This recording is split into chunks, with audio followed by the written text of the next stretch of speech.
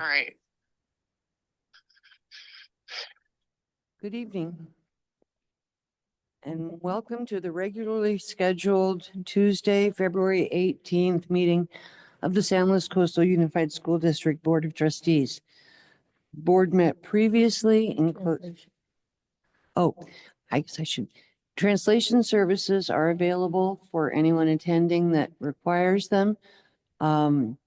If you are here in person, and if you go to the back of the room, you'll be provided with headphones. If you're on Zoom, press the globe icon and you will be directed to the translation. Buenas tardes y bienvenidos a esta junta del 18 de febrero, esta junta del Consejo de Educación. Va a tener interpretación al español. Si necesitan los servicios por Zoom, nos pueden encontrar haciendo clic en el globo terráqueo en la parte inferior de la pantalla.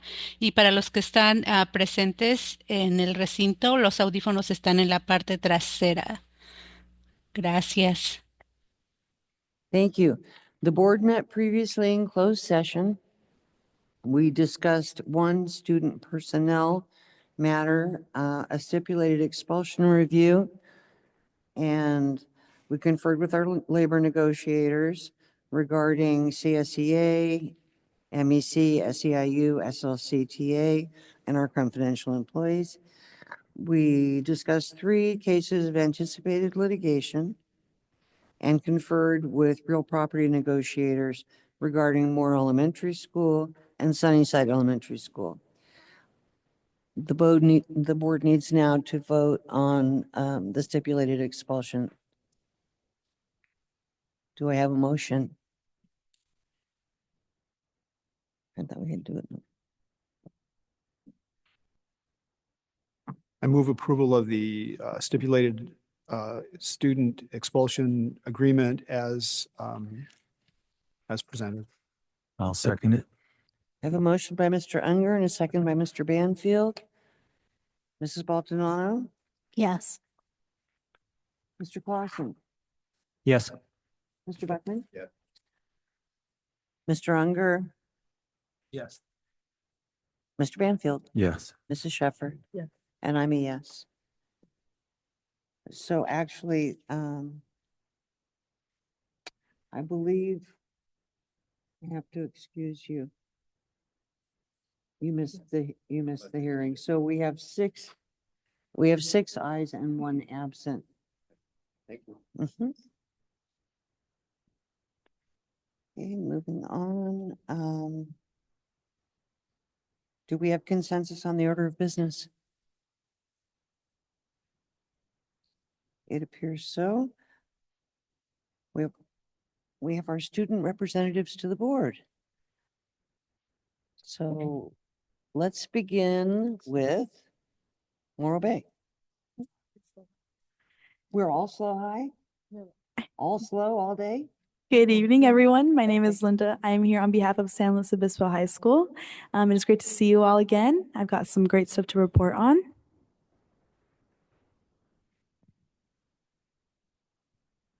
To get us started, we have been very busy in the world of ASB. Our winter formal dance is this Saturday night. Our theme is Masquerade Ball. To the right, you will see a picture of all of our spirit days this week. Students are able to dress up and participate as a campus. We will be starting on Tuesday with whatever your favorite season is, and it reflects the same weather that you love. On Wednesday, we will be wearing camo. So any pants, jackets, hats, shirts that keep you hidden in the wild to keep that theme going. On Thursday, we will be having our Unmask Your Grade theme, which is where every grade will be wearing a corresponding color. On Friday, we will have Unmask Your Sport Day. So if you're a sports fan or an athlete yourself, you're able to show some spirit and wear a jersey or merch of your favorite team.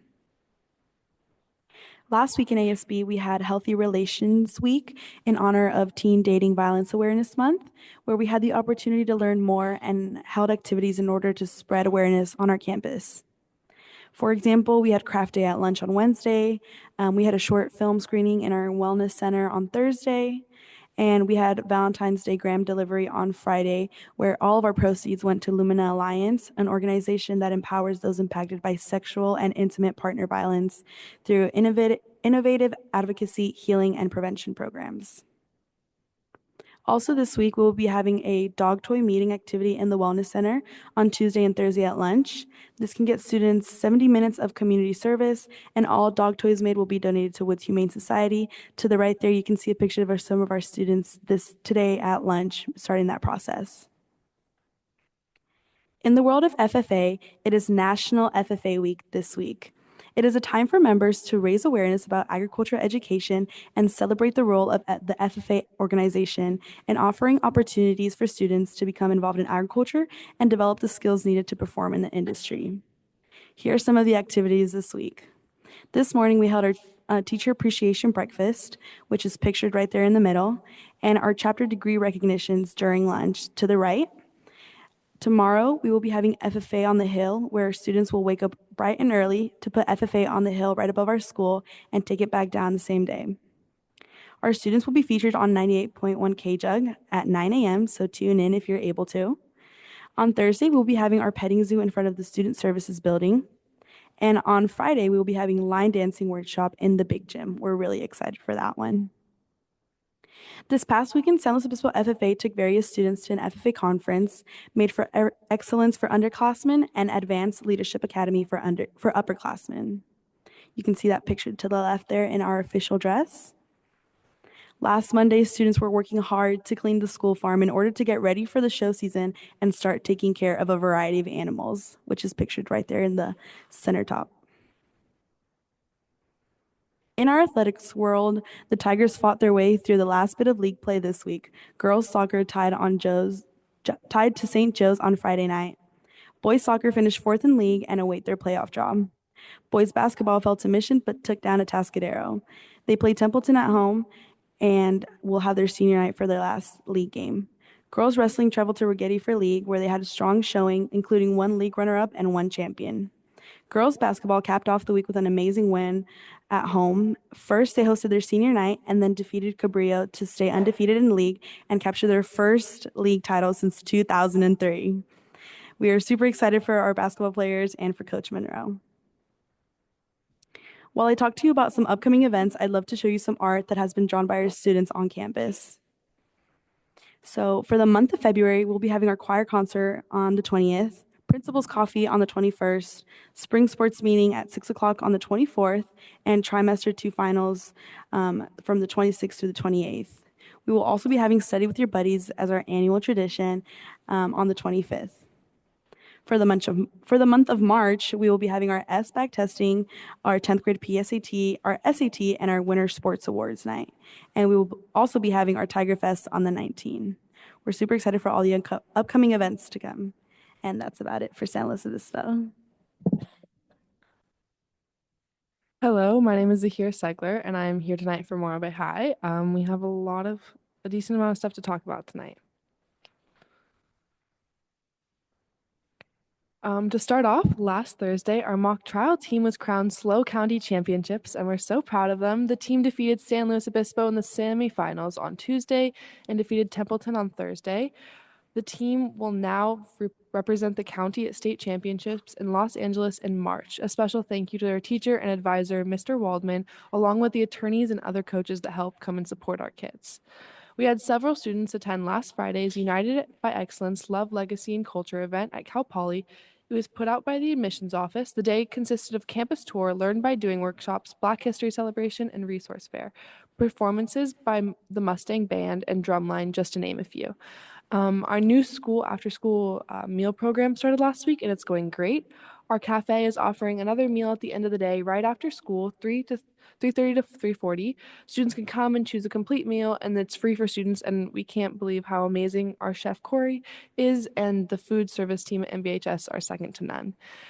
The next school year may seem far away, but it is closer than we think. Next week, our counselors will begin leading the 9th graders and 11th graders with registration presentations, which begins our course of registration for the 25-26 school year. So I can't wait for that. For last week, in our world of clubs, the Rotaract Club visited Morro Bay Interact Club to share their club chapter as well as information about the clubs at Cal Poly. On Thursday, our Avid seniors will participate in mock interviews with members to the Coast community.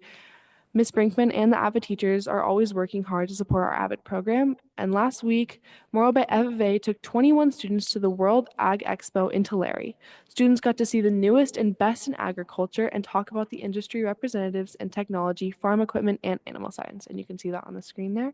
And then this week is National FFA Week, as Linda mentioned, and we have several event plans. Today we had Kiss a Cow, where one of our staff members kissed a cow on the quad, and that was very delightful.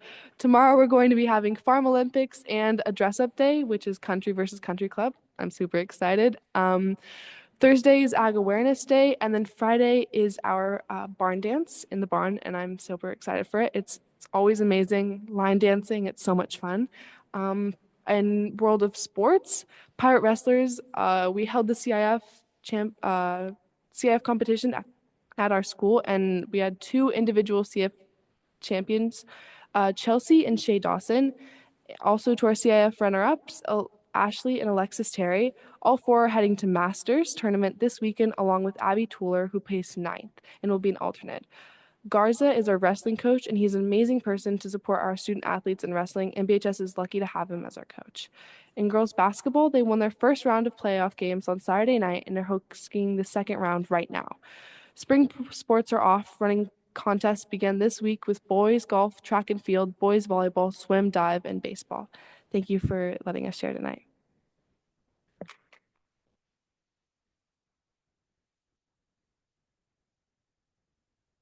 Thank you very much. Are there any board questions? Mr. Unger. I just want to acknowledge Linda over there. I was fortunate enough to interview her last week, was it? Was it just last week? And what an impressive job you and the rest of the students at San Luis Obispo High School did. I know Mrs. Baltadano was there, and I think Mr. Buckman, you were there as well, weren't you?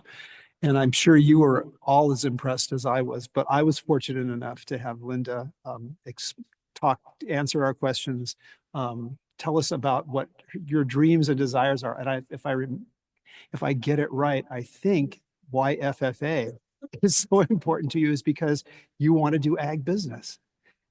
Sorry, I hope not to take up too much time.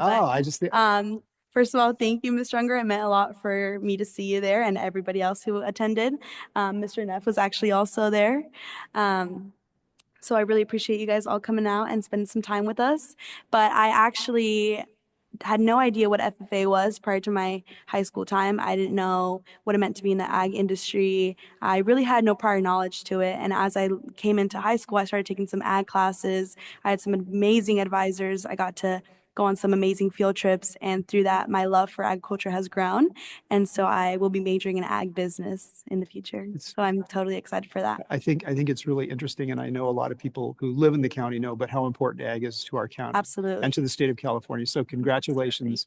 May your every dream come true. Thank you so much. It means a lot. Thank you.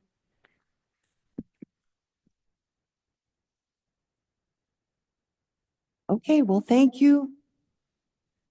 If there's no additional comment, thank you for joining us tonight. We always love to hear your reports, and we appreciate you giving us your time. If you'd like to stay, you're welcome to stay and participate, but we are mindful that you have other things that you're involved in as well. So feel free to go with our thanks.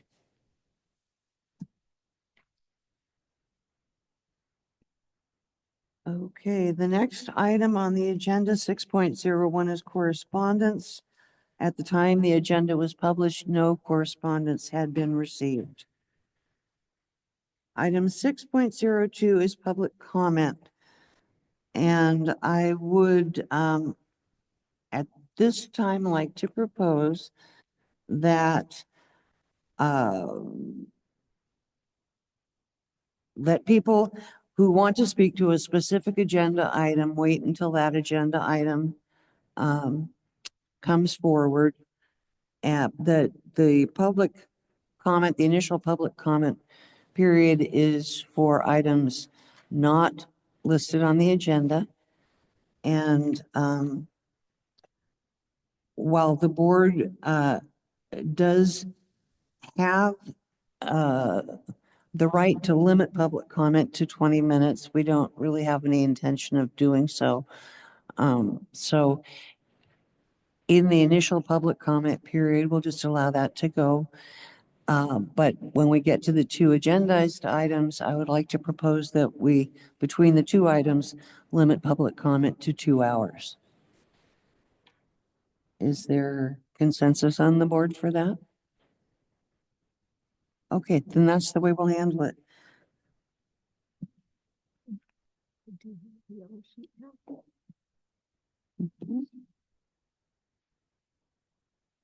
I have one yellow sheet, and then we'll request to speak, and then we'll go to Zoom, and that is Bill Angel, Mr. Angel.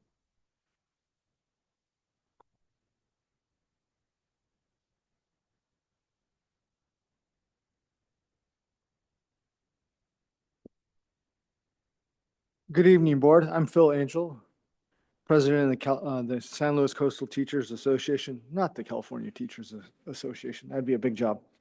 I applaud Dr. Prater for working with Don Addis and PG&E. Our schools deserve to be fully funded. We need safe and stable schools. Our students deserve no less. What concerns me, as we are now looking at layoffs and larger class sizes, is that our students, those furthest from justice, will be disproportionately harmed by these layoffs. All of our students, especially our most vulnerable, deserve access to quality teaching, quality counseling, nurses, and social and emotional support. So let's keep up that fight. Let's work and let's work with Don Addis and also Governor Newsom to fully fund TK. Let's work with PG&E to help fund our schools. Thank you.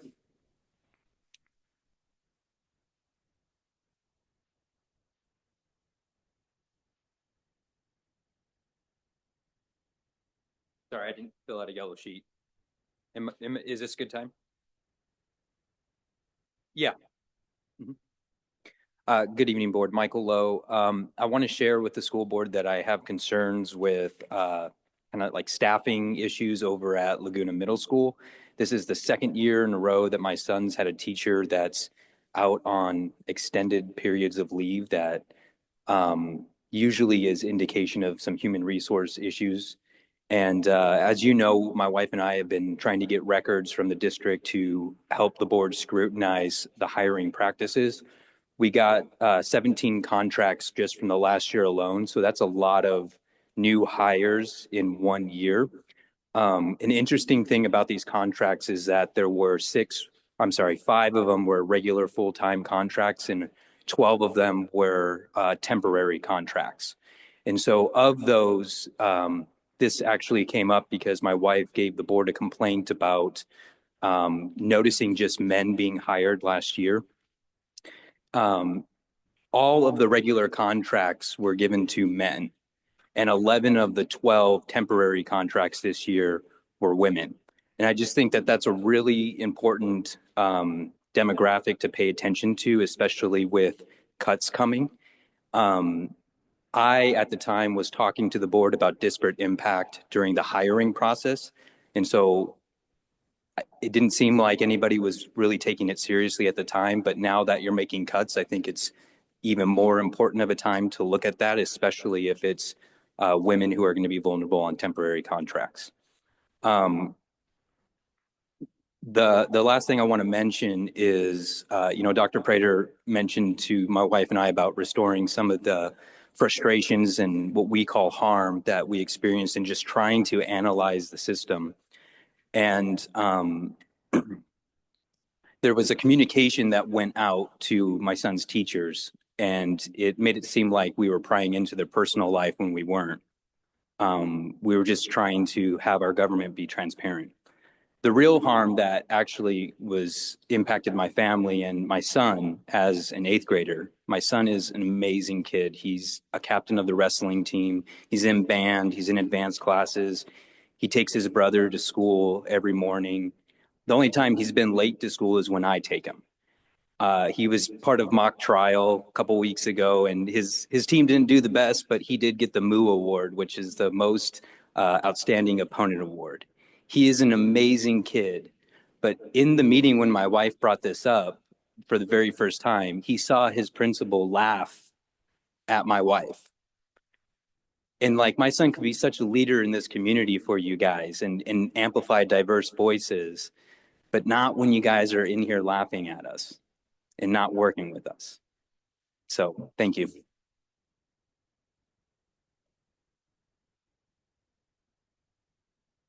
Anyone else?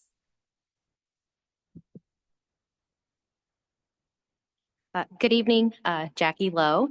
I suppose tonight I have questions viewing, your pamphlet here. My husband and we've continued to show up. We're like now just gaining years. I advocated for a parent equity task force last year. We had a study session. Dr. Prater indicated that I would be able to be a part of that. And then you guys were presented in the fall with the plan, and you were going to hire Michael Boyer. And I still have not heard any contact about participating in this task force that you all supported. And maybe half of you indicated that you would support me participating in that as a parent and as a DEI specialist in the community. And so I'm just wondering the disconnect there from what you guys say, but then in actions, my emails go ignored. And so now seeing that you are cutting $125,000 in contracts for district equity work, my question remains the same of what is the district going to do to preserve what you guys claim to be a priority for this school district? And so again, what's going to happen? We're cutting funding. I get it. But equity work isn't something you just throw away, right? It's in our practices, it's in our systems. So what's going to happen next? Also, I've continued to ask for the Hanover research that you all approved to pay for, and Dr. Prater just kind of like put under a rug. Was supposed to be evaluating human resources, and I've yet to see a real presentation or even the data from that. And so I'm here tonight to speak on what appears to be inconsistent transparency and a reluctance to work with community members that aren't just hearing you or aren't here just praising you. And that's not to say that we're here to be adversarial at all, but just to be engaged as parents, as professionals. And so again, just publicly acknowledging that you guys continue to exclude me. And so I'm still waiting for supposedly when I will be able to participate. Thank you.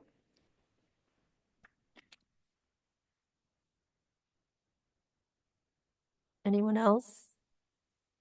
Hey, at this time, is there anyone on Zoom who wishes to speak just in general public comment? If so, there's the raise your hand icon. Seeing no one.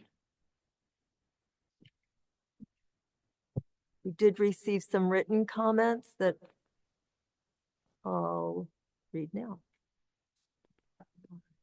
First is Kayla Townsend.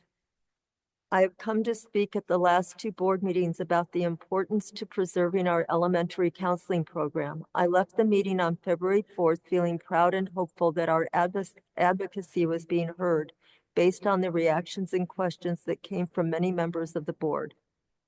Oh, I'll make sure that I should save this until we get to that topic.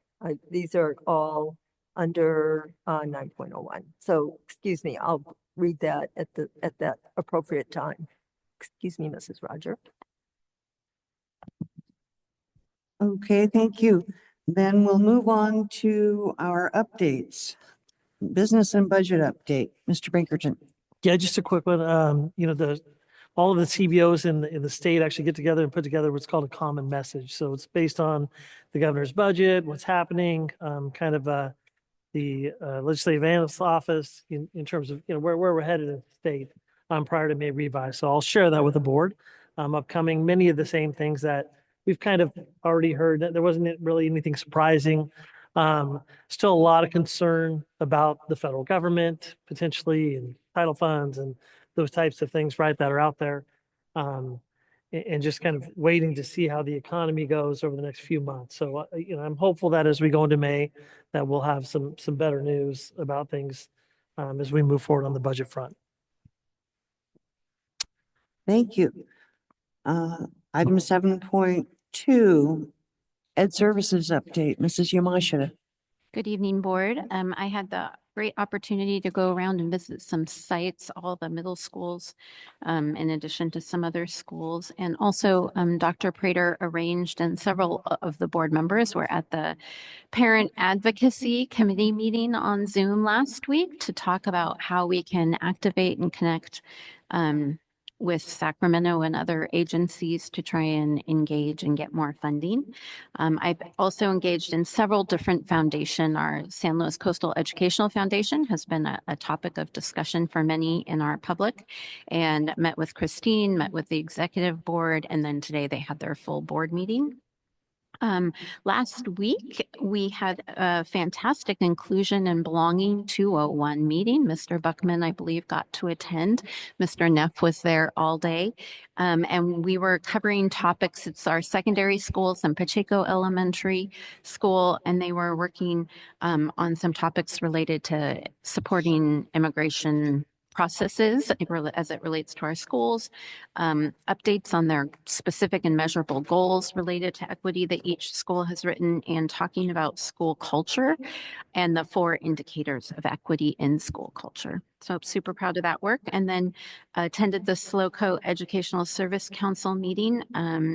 Talked a little bit about the new math framework that was adopted by the state of California and some changes that are coming. Also, the reading difficulties risk screener, which you're going to be hearing more about in the coming months. And I also had the opportunity to do some listening sessions with our elementary school counselors, our student success specialists, and the Pacheco Elementary staff. And then spent a day with Dr. Puccia and Mr. Angel and our SLCTA negotiations. Okay. Then we move on to 7.03, the Measure C update. So yeah, just a couple of quick updates for the board. We have put together a Baywood schematic design. So we'll be presenting that at the next Measure C study session. And it'll be kind of the same fly through that we did with Pacific Beach High School. So you get to kind of see the layout of the campus, those types of things. We'll be sharing that. I believe we're going to be meeting with the staff at Baywood and then maybe a parent meeting as well to kind of share that information with publicly as well for Baywood. So excited about that aspect of it. We're waiting. It should be any day now for Pac Beach to be approved so that we can actually bid the project and begin that work of building a new school behind their current site. So that any day. So I would expect us to bring that GMP forward to the board in about a month once that gets through. Tonight we have Los Ranchos GMP finally got approved, and hopefully tonight the board will approve that GMP so we can get started on that work. And then lastly, if you haven't driven by, we are beginning the field renovation here at Los Osos Middle School. We're putting basically kind of starting with the track area there and putting concrete around the field and the track itself to clean it up. And then after that is done, once the track is in place, they'll be going to renovate all of basically the grass area in the middle of the field, adding new pump stations, other types of things to improve the irrigation of the field area as well. So that started. We, again, at Los Osos Middle School have completed the restroom, kind of main student restrooms right now. And then I'm still waiting for DSA approval for this project as well as Laguna Middle School, which should come this spring. Okay, thank you. I do have a question. I'm wondering if you have any sense of when the Los Osos Middle School fields might be available for community use. So half of the field is currently available. So we're only going to do one section at a time. So I know Mr. Bonin has worked with Mr. Angel athletic director here at Los Osos Middle School to kind of lay out the campus itself, but they're going to do kind of a section at a time. So it just worked out that right now they could try to get the track done before track season. Okay. So kudos to Mr. Weissong for pulling that off. And I mean, they're working gangbusters out there. And then they'll start to, again, they'll do that field part, and then they'll probably do three. I think they broke it up into 4 zones that they'll go through and do each zone at a time, right? So they can continue to use the other areas while they are doing those field renovations. Okay, that's wonderful. Yep. Because those fields are so well utilized by the community of Los Osos and Morro Bay. Yes. And it will be wonderful when they're finally done and, Yes. and in good shape. Thank you. If there's no other comment, then we'll move on to a public hearing. 8.01, the initial proposal for CSEA negotiations. Good evening. The SLC USD Board of Education and the California School Employees Association, CSEA's, initial proposals for negotiations are being presented in accordance with Government Code Section 3547. This public hearing provides an opportunity for public to comment on the proposals. Thank you. So we'll open this up for public comment. Is there anyone who wishes to comment on this item? Seeing no one, then we'll close the public comment and move on to item 9.01, which is a resolution number 19-24-25, intention to terminate certificated employees due to a reduction of particular kinds of service. Dr. Puccia. If it's okay, Mrs. Roger, I'd like to just read a summary, which is included in the board agenda to frame out so that Dr. Puccia can come and summarize the resolution. Thank you. The Board of Trustees, the community, and staff have undertaken efforts to identify areas where reductions can be made to assist in closing the budget deficit. This resolution identifies particular kinds of service that will be reduced for the 25-26 school year. These reductions do not eliminate these services entirely, but instead reduce the staffing levels of counselors at both the primary and secondary levels. In addition, this resolution adopts competency criteria, skipping criteria, and tie-breaking criteria for implementation of this reduction. Following the COVID pandemic, San Luis Coastal worked tirelessly to implement educational programs and supports that match the needs of the students in our classrooms. By utilizing one-time ESSER funds, San Luis Coastal hired an additional 173 full-time employees from 2020 to 2024. Additionally, the state of California established a law mandating an entirely new grade level of students known as Universal Transitional Kindergarten. In 2022, the state legislature approved funding for the UTK program for all school districts, with the exception being all basic aid funded school districts in California would not be funded. Additionally, San Luis Coastal is witnessing the expiration of the SB 1090 funds, which were provided as a result of the Diablo Canyon nuclear power plant's announced closure effective 25-26. Senate Bill 846 was approved in 2022 that allowed for the continued operations of the Diablo Canyon nuclear power plant. However, no additional provisions for funding local agencies was approved at that time. San Luis Coastal is confronting a structural deficit of approximately $8 million due to the following reasons. The addition of the 173 full-time employees using those one-time funds. The expiration of the ESSER COVID funds, which we had to spend within a 3-year defined period. Unfunded UTK program costs.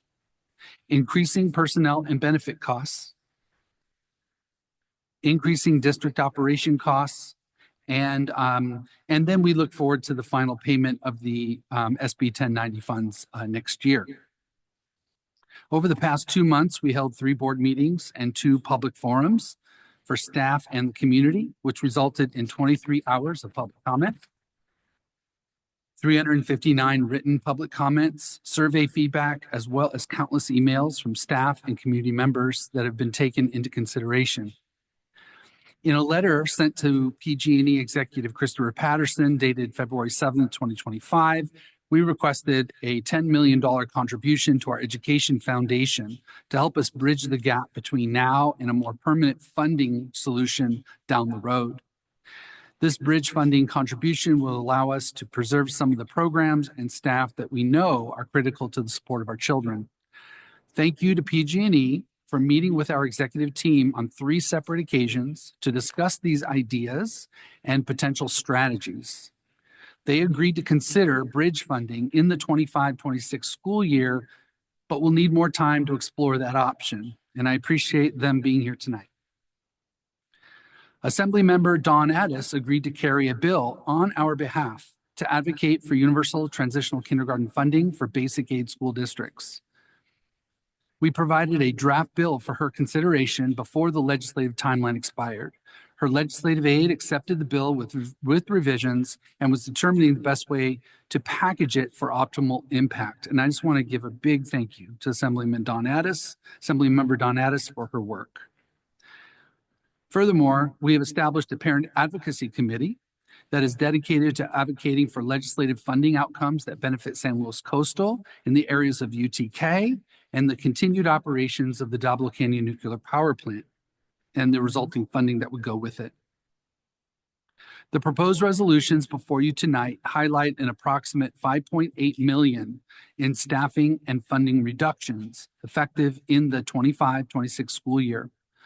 This does not completely close our structural deficit. However, it gets us much closer. We can expect great turbulence in public education in the coming months and years ahead, probably. This might impact multiple funding sources as well as educational requirements. With that uncertainty in mind, I very unhappily recommend that the board approve resolution number 192425, as well as for the certificated employees, as well as the next resolution for classified employees. Thank you. Dr. Pachia. Good evening again. So before you this evening, board is first off, resolution 192425, intention to terminate certificated employees due to reduction of particular kinds of services. This resolution outlines the specific services that will be reduced during the 25-26 school year. These reductions do not eliminate services entirely, but instead focus on reducing staff levels at the counseling, both the primary and secondary levels. Staff recommends that the board approve the resolution to reduce particular kinds of services in accordance with Education Code 44955. The following reductions in certificated classifications are proposed.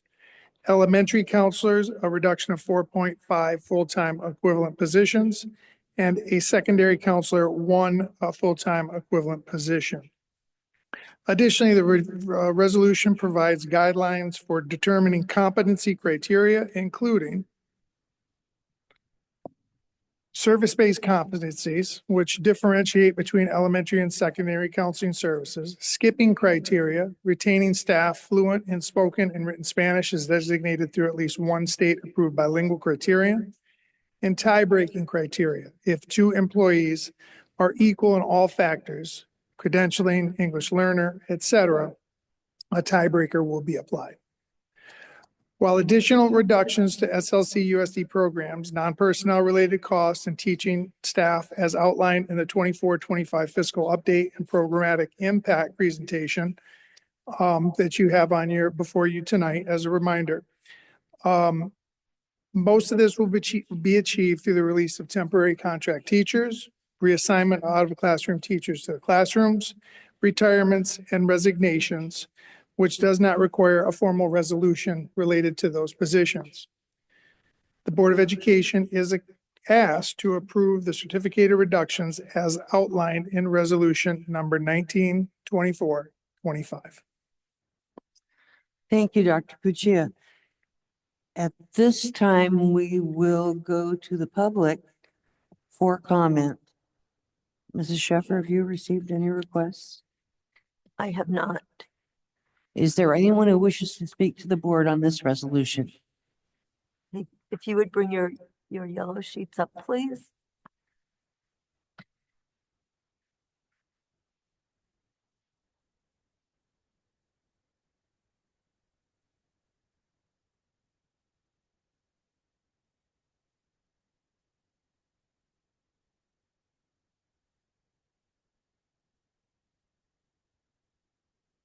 Good evening to the board. Good evening to everyone in attendance and on Zoom.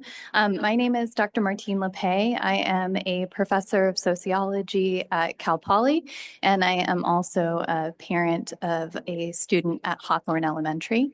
I had the pleasure to speak on the issue of transitional kindergarten during a previous meeting and was really heartened by the outpouring of support for that program.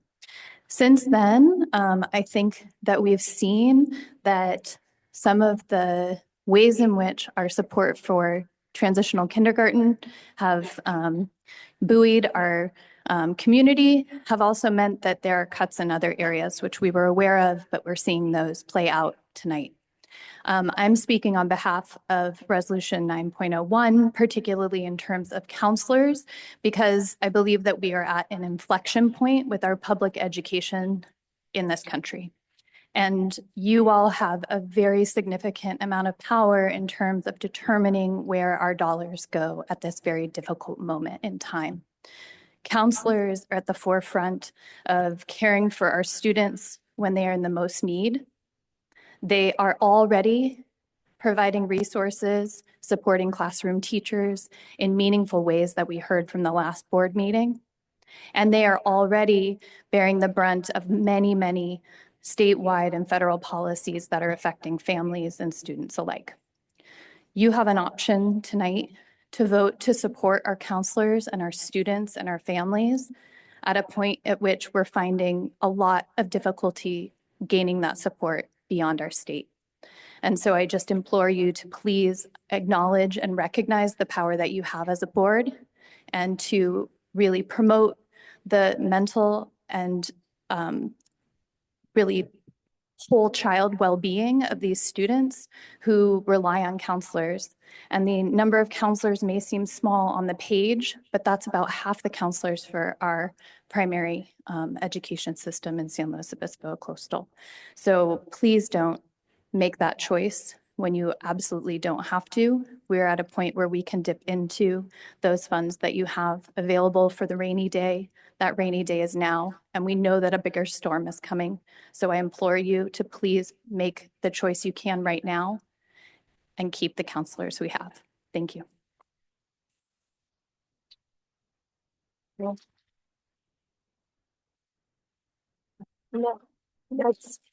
Next, I have Erica Cabrera.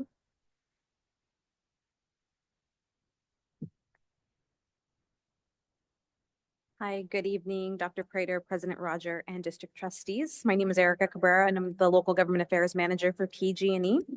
And I want to state that, PG&E understands and empathizes with the uncertainty of the district's financial situation.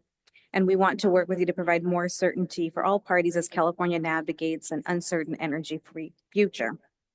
As you are aware, in 2016, upon the announcement of the closure of the Diablo Canyon Power Plant, PG&E, in partnership with the County of San Luis Coastal Unified School District, and a coalition of local cities developed a joint proposal agreement that was submitted to the California Public Utilities Commission.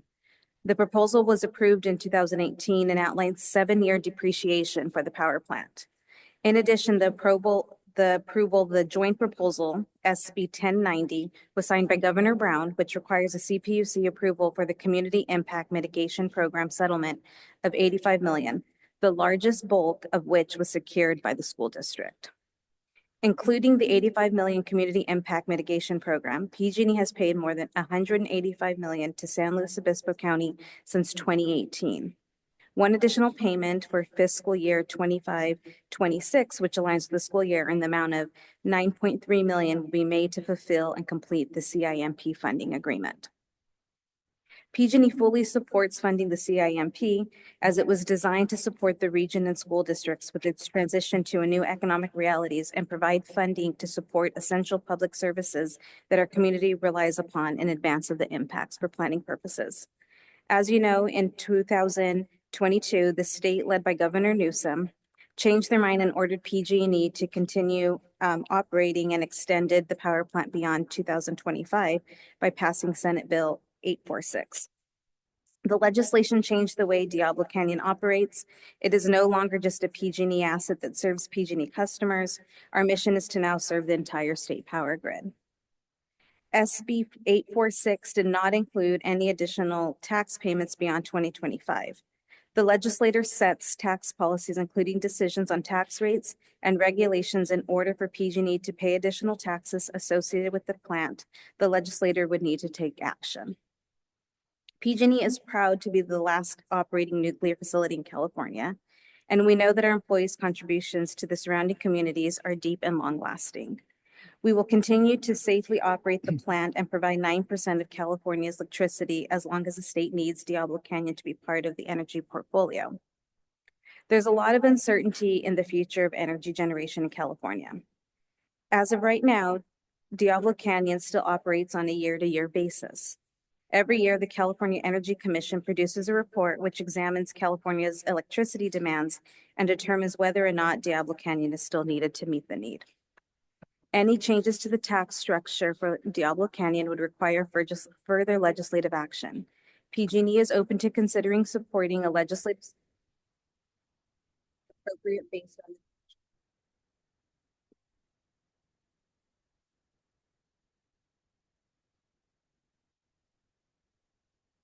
dual limb is the last sheet I have.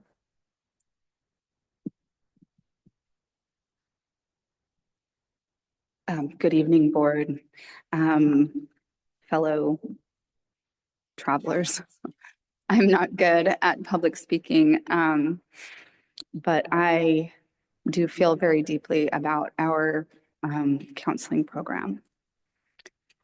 So I've written a statement, so forgive me for my ineloquence. I would like to voice my concern over proposed cuts to our school district's counseling program, specifically elementary. Academic learning cannot happen without the kind of access to essential social and emotional support that each counselor at their home sites provide. We cannot cut this program in half without detrimental effects to our students. School counselors are essential to a thriving school environment. They know each and every student's name. They teach hundreds of social emotional learning lessons. They refer students and families for community supports, including counseling, food, housing, transportation, etc.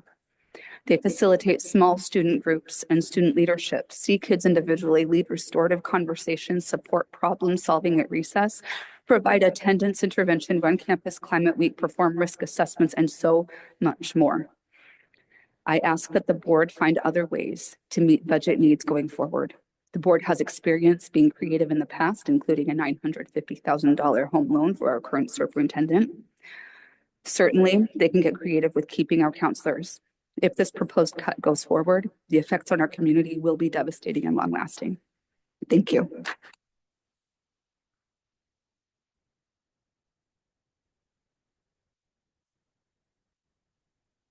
These are all the yellow sheets I have, so I will move on. Oh, okay. Oh, would you bring your yellow sheet up, please?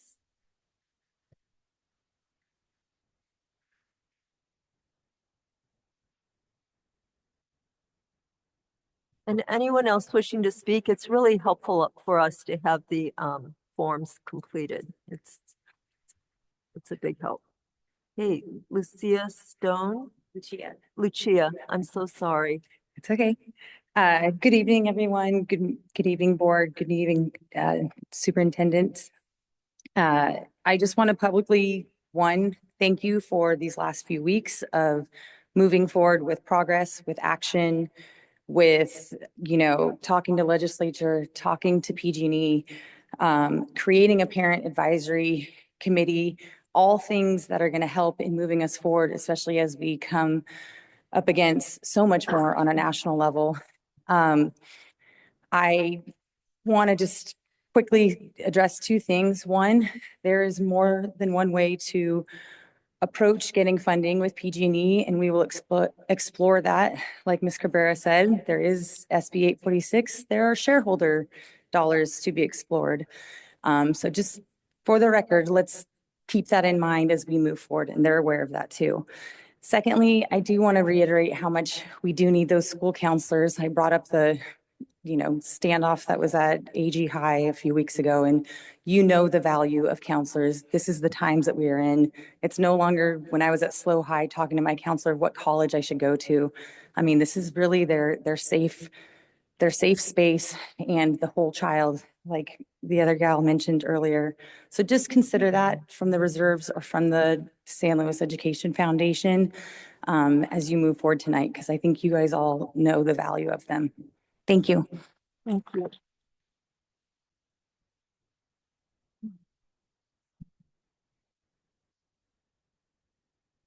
Yeah, I wasn't going to give a comment, but actually Dr. Prater was saying something when he was reading. It was like, how many hours of feedback? It was very impressive. No, that's all right. Go ahead and make your comment, please. Okay. This is not a time to engage. It could be. There's nothing wrong with that. So I do think that the district did a really good job of making time to hear voices. But what I see in front of me right now is a board and an administration that doesn't view the world the same way that me and my wife do. And we're still part of your community. Our sons still go to your schools. But you took all that time and information and you funneled it down in through your administration, went into study sessions where there weren't very active participations, and then came out with what we have now. And so what I'm saying is, all that feedback you got was filtered through the lens of how your staff interprets it. And this is why having some type of equity committee, equity task force would have been so helpful during this time. But the last 5 years, you guys, the district has really just pretended to care about it. And so as I just discussed about disparate impacts in the hiring practice, you guys create a criteria to then filter the things through. But if all things aren't even when it hits that filter, it doesn't actually work. And so the system that you guys are operating, you're not analyzing this at a systems level of how this functions. And this is a reoccurring theme, a criticism that I have for the school board and for your staff, is that there are greater impacts. And when people come and try to explain it to you, it's like you guys only hear it through the interpretation of your staff. So thanks. If there is no one else in the room who wishes to speak, then we'll go to Zoom. So you use the raise your hand icon if there's anyone wishing to speak on Zoom. Ms. Dawson, I know how to, I've had it up and now I can't, my screen won't navigate appropriately. Okay, I see one. Rita Rodriguez. Hi, thank you. My name is Rita Rodriguez, and I'm an elementary school teacher for San Luis Coastal. I feel very honored to have this position, but I do need to state the idea of cutting counselors terrifies me, and it really hit home this morning when one of my students, his mother has a chronic medical condition, so she's in the hospital, and it made me think about all of the students just in my classroom alone who are going through traumatic events. This little boy is not sure where he's going to live when his mother passes away. So I was able to contact our counselor this morning, and she was able to bring him in for a session. I think about the student that I have whose parents have been incarcerated in and out, not just once, not just twice, repeatedly. I think of the students that are going through divorces who are still feeling the trauma of that feeling of abandonment. And I know there is no easy solution to any of this, but those are just some of the circumstances that these children are facing. These children that are less than 10 years old. So I'm really advocating at this point to keep that those mental health services available for as long as possible, and using that foundation money towards paying for counselors. I said before, there is no one program that's more important than the other. However, I have to backtrack on that statement because without that mental health support, our students are not going to gain academically. They're not going to be able to focus and do that. Thank you.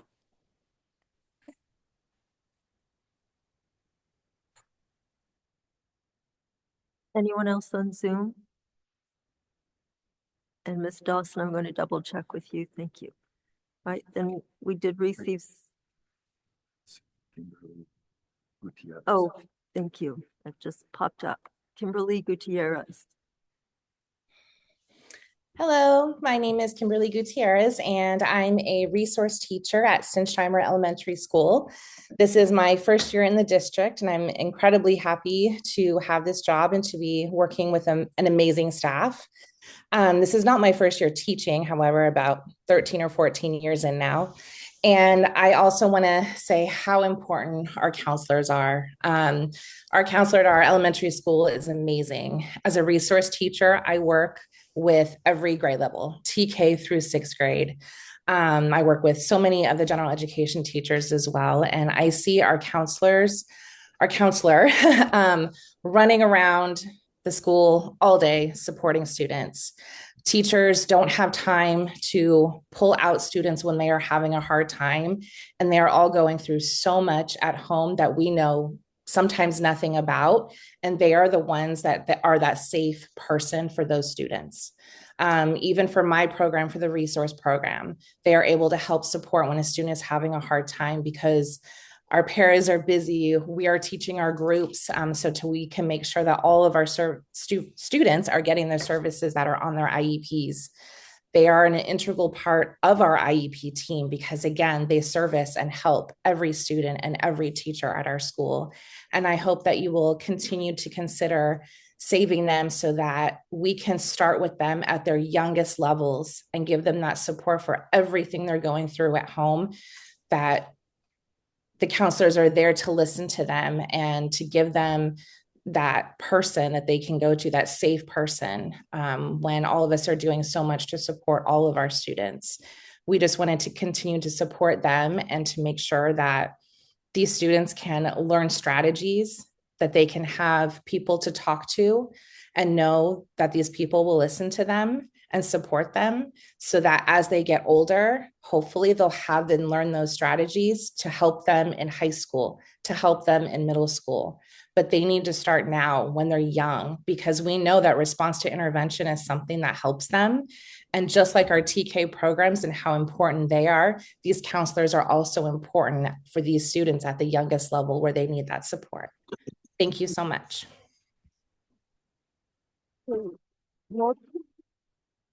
Next on Zoom is Amber Wilkerson.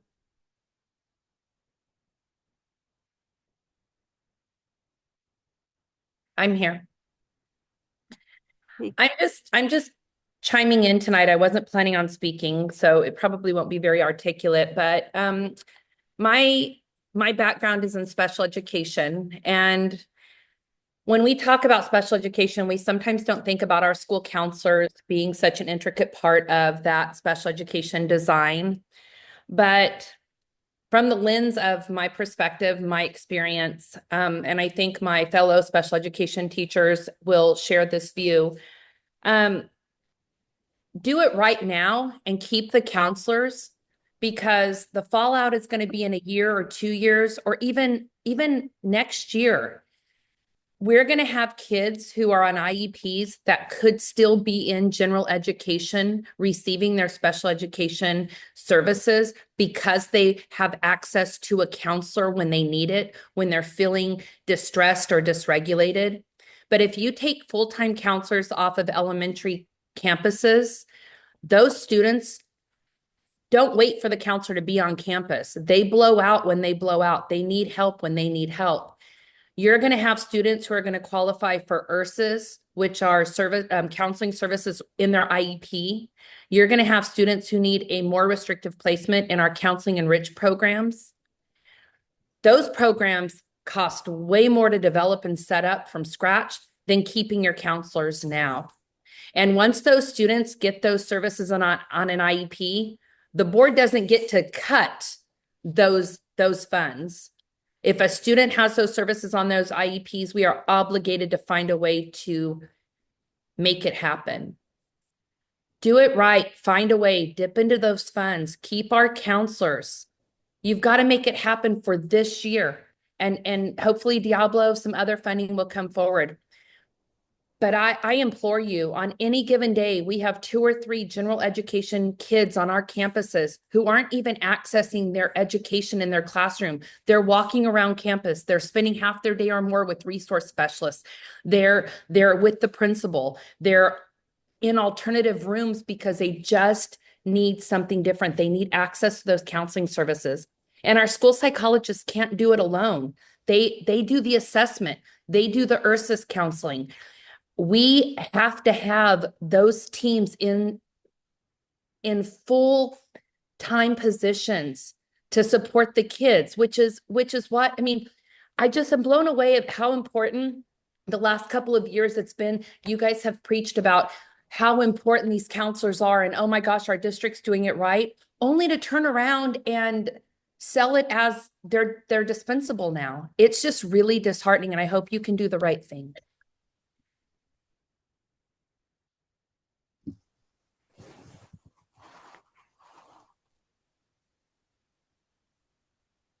Next is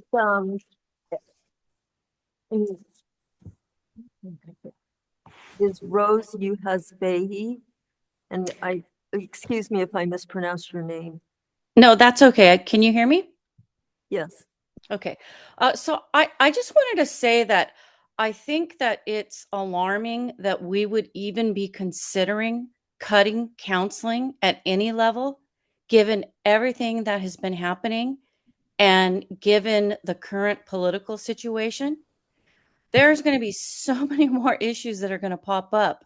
I've been in the classroom for 25 years, and if it weren't for counselors, I just couldn't do my job effectively. I also am really alarmed that our school district can continue to provide a private school situation with Teach Elementary with public dollars. When my child and I wanted her to go to a private environment, I paid for it, Montessori, and it served me well. I feel like it developed her great. She was able to experience extracurricular activities that the public school couldn't provide, but I did it because I felt that that was important. And I think it's about time for our community, all the people who have their kids going to Teach Elementary, we need to step up to the plate and say, we have excellent elementary schools. There is absolutely no need for that charter environment. We can use that real estate to explore collaboration with Cal Poly for potential housing, tap into a set percentage on an annual basis where we continue to have funding earmarked specifically for counseling. The school board needs to reject this counseling proposal and go back to the board and find ways that if you don't want to dip into the funds, then find more creative ways to preserve that counseling. I feel that strongly about it. And I don't criticize any of the employees at Teach. This is nothing personal against them, but it just is appalling to me. We have wonderful elementary school teachers and wonderful elementary schools. why we have to spread ourselves so thin with that special situation is not okay. Thank you.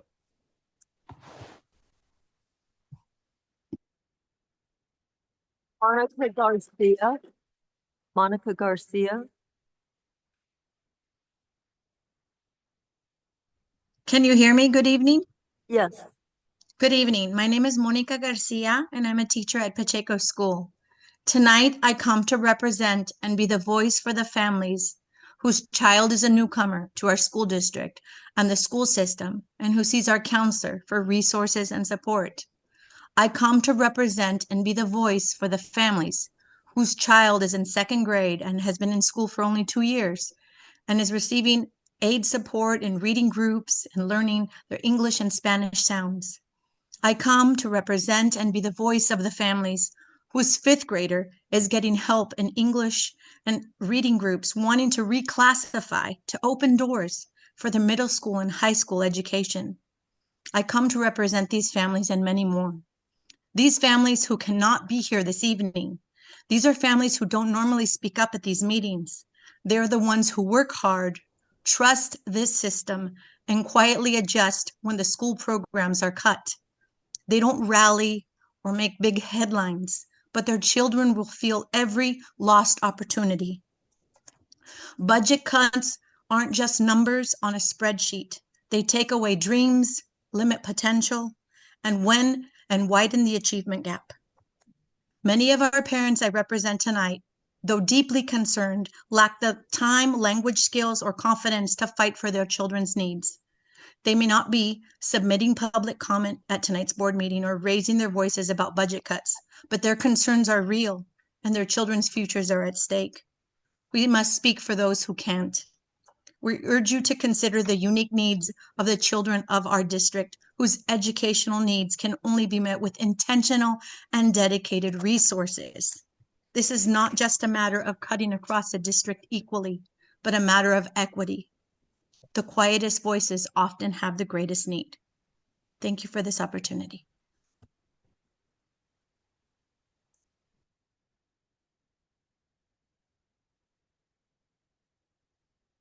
Michelle Dornish.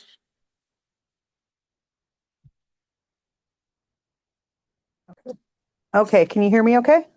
Yes. Thank you so much for letting me speak tonight. I am a mom and an aunt of current and future students at Hawthorne Elementary School. And I also formerly taught at Hawthorne Elementary School. So I've seen firsthand the amazing work that the counselor and counselor aide did for the kiddos at that school. Being the one Title I school in the district, there are a lot of needs at that school, a lot of students who are dealing with transition, a lot of kiddos who are dealing with trauma in their homes, a lot of just struggles that I saw in the classroom every single day. And I kind of want to piggyback a little bit on what was said earlier, that with all the cuts that are being considered, all the different aid positions that are being cut, we're going to see a huge increase in our demand for evaluations and our need for tier 3 interventions. Because what we're basically doing is we're overloading tier 1 with classroom sizes going up, which I understand all the reasons for this and the necessary need to fill all of our budget gaps. However, it's just going to mean that without the tier 2 supports that we're cutting tonight, and then by overloading tier 1, tier 3 is going to explode, which means more IEPs, more resource teachers, more costs down the line. So even though this sounds like it's going to save the budget now, I just really think we need to be more mindful about how this is going to impact the budget in the very near future. In a matter of a couple years, our numbers are going to go up, and then we're going to be in violation of, state mandates saying that we shouldn't be over-identifying students and having a high percentage of students qualifying for special education. So these are all just really important factors that I know members of the board are aware of, these regulations and how it could get us in huge trouble down the line. So looking at whether or not it is necessary to dig into our emergency funds, or it sounds like the PG&E may be actually supporting in 2025 and 2026 school year. So if we can use some imaginary funds now to make sure that we keep these counselors and then refill that with the PG&A funds down the line, just thinking, a little bit flexibly about how this funds can be moved around. So thank you for your time.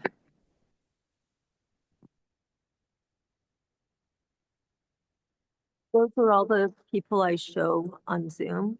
So I will go to the written comments we received.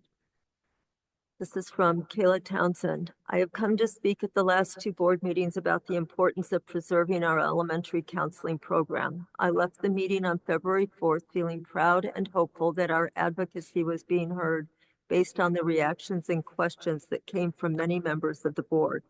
It seemed as if the district was given the task of finding alternatives because it was the intent of the board to minimize any cuts to counseling.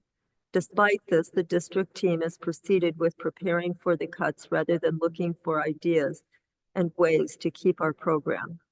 On February 7th, all elementary counselors attended an optional meeting hosted at the district office by Lisa Yamashita. In this meeting, we were not brainstorming ideas or searching for alternative funding sources. We were being told what to expect from our pink slips and the time frames for when the remaining counselors would be given their new school assignments.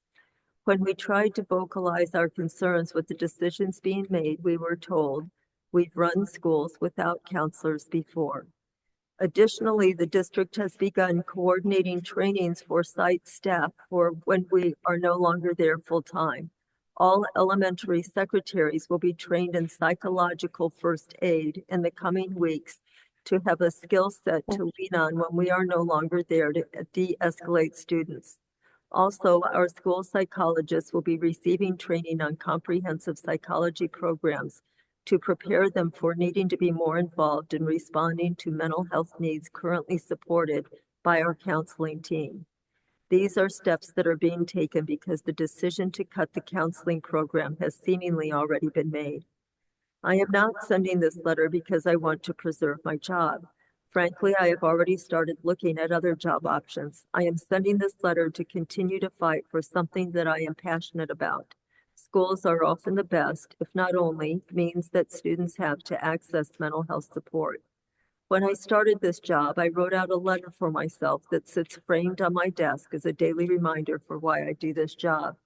It says, every kid deserves the opportunity to reach their full potential. I am their unconditional advocate.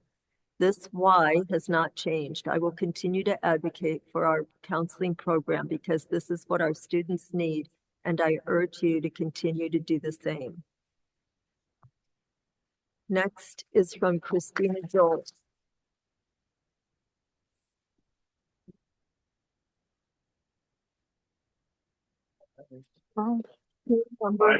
Yeah. Dear members of the school, I am writing to strongly oppose the reduction of counselors at the elementary and secondary levels. Counselors are at the heart of our schools, providing essential services not only to hundreds of students, but also to families and staff. They foster safety, care, belonging, and respect, fundamental needs that must be met before meaningful learning can take place. Beyond supporting students' well-being, counselors play a vital role in academic success. Reducing these positions would have significant negative consequences for our school community. Additionally, I respectfully request that the superintendent's office issue a statement clarifying whether and how administrative salaries will be impacted by the structural deficit.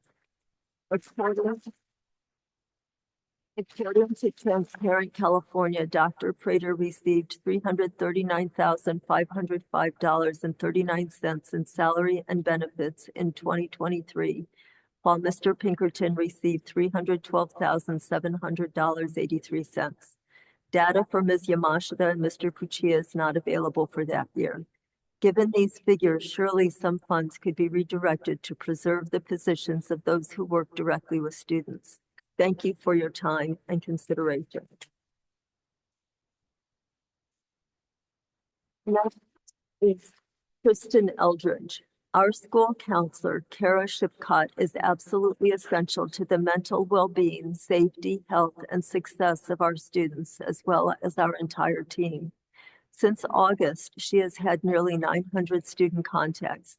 She has seen 60 students in small groups and over 180 students in individual sessions.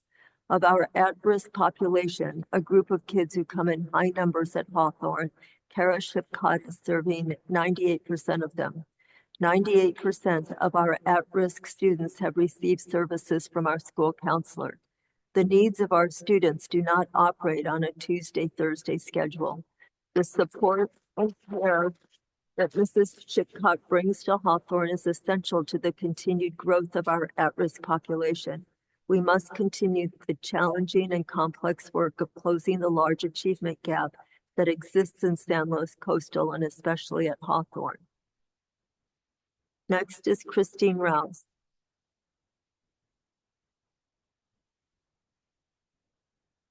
Our students benefit dramatically by having regular access to our safe and experienced counselor at Hawthorne Elementary. Students' needs are heard and supported by our counselor, which makes a huge difference in the classroom environment. We desperately need our counselor. Next is Courtney Moore. As a community member and advocate for early childhood education, I urge the board to avoid making major cuts to the TK program. This program is not just an expense, it's an investment in the future success and well-being of our children and families. If changes need to be made, please do not compromise the impact of TK.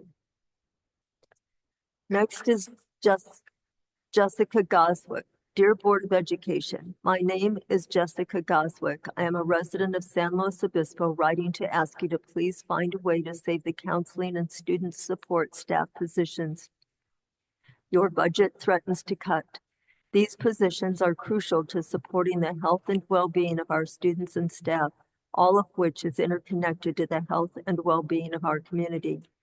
These counselors and support staff serve a critical role in our schools and community, connecting families to resources like food and housing, supporting children through trauma, and improving students' academic performance. By canceling the counseling and support staff presentations to the board, you are threatening to cut these positions without even understanding fully what they do. Please work to find creative solutions to this budget crisis and save counseling and student support staff positions. Please work to urgently pursue the PG&E funds that are owed to the district, since Diablo is no longer being decommissioned. Look into your administrative budget, excessive private contracts, and frivolous spending that benefits few at the expense of the rest. Counselors and student support staff change lives, and their work is integral to our community. Surely there is a way to save them, like you are able to save transitional kindergarten. Thank you. Next is Amanda. Our Hawthorne counselor, Kara Shipcott, is dedicated and caring and works hard to support the emotional, social, and mental well-being of our students and families. She plays a vital role in our school, and having her available every day is so important. Cutting our counseling staff would harm our children's mental health. Next is Andrea Fulmer. I am writing today to urge you to please vote no on the proposed budget cuts to our schools. The firing of half of our counseling staff and all of our student success specialists would be hugely damaging for our children, not to mention decreasing the teaching staff. Our kids are still suffering from the effects of the COVID pandemic in many ways, and this would be detrimental to their futures. My children attend Bishop's Peak Elementary and have been supported and positively impacted by both Ms. Townsend and Ms. Bocardo. I cannot imagine the school functioning nearly as well as it does without them. The children should not be the ones to bear the impact of this budget cut. There has to be another way.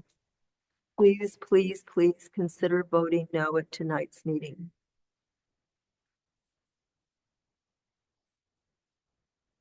Monica Guerrero, please do not terminate our counselors from our schools.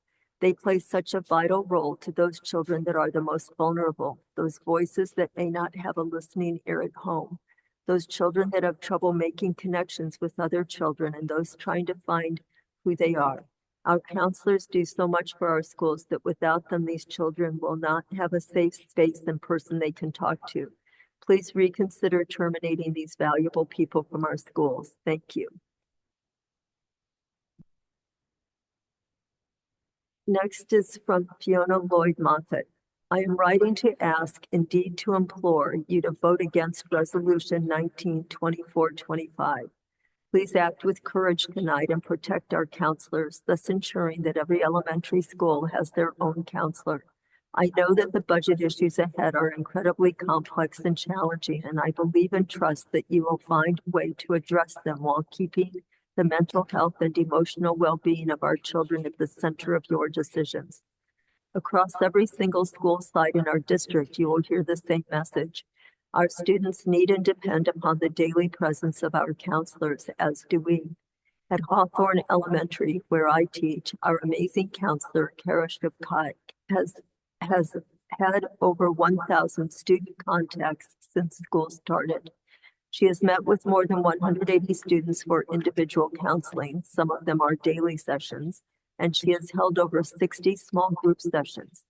We have many students deemed high risk due to a myriad of factors, and of these children, she has served 98% of them. She cares for our students daily, for their families, and she offers resources and constant, unwavering emotional support to our staff as we work to find ways to help meet vast emotional, social, and mental health needs of all of our children. Our school counselors have always played an important role in our schools, but now, since COVID, their role is not simply important, it is absolutely vital to the well-being of our children. It would be devastating to cut our counseling programs so dramatically, and I fear the consequences of passing Resolution 19-2425 would be dire. Our children will suffer without the safety of a daily on-site counselor who knows them and who is there, always there. Please, please vote against Resolution 19-2425. Thank you.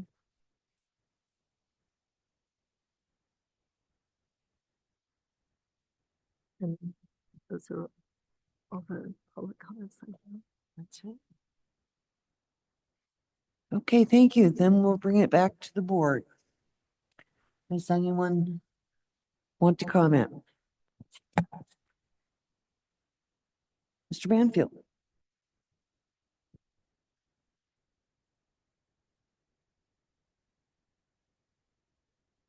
Even before these comments were shared this evening, I had determined in my mind that I would not be able to support a resolution that would eliminate our counselors. I apologize to you because you're like family to me. Eric, I'm sorry. I don't know what else to say. There's got to be some way. There's got to be some way we can save them.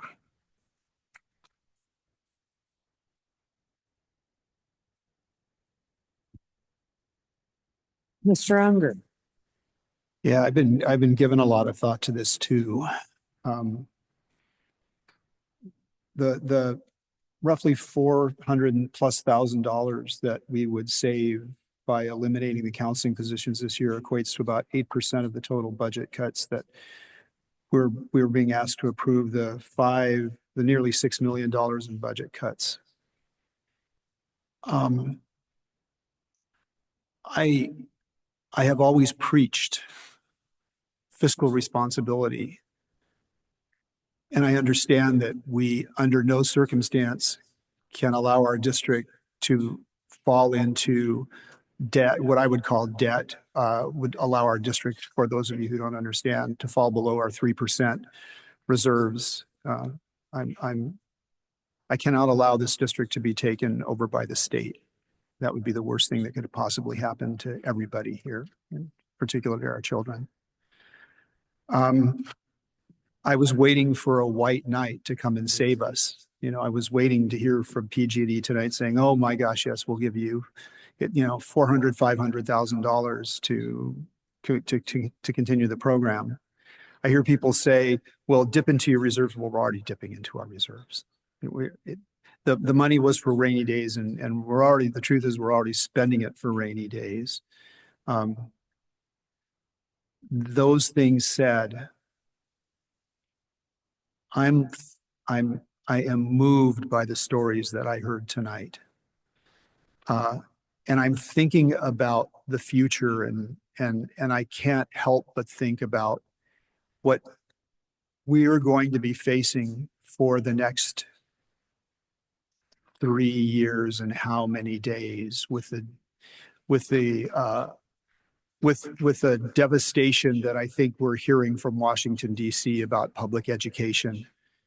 And I can't help but think about our immigrant children, our children of undocumented parents, our children of undocumented parents who are living in fear right now. I can't help but think back to my time as a special education director when I supported programs that worked to really mitigate the issues of mental health, concerns with our kids. All that said, I am going to join Mr. Banfield. I am not going to support this. However, I want people to know that if we cannot find a solution to our budget issues through what I'm hoping to be a white knight within the next year, that I'm going to have to revisit this. I know this leaves a $400,000 plus $500,000 deficit that we're going to have to make up next year. And yes, I understand that this is kicking the can down the road. But this is the only, just really after much thought, this is the only decision I can make tonight.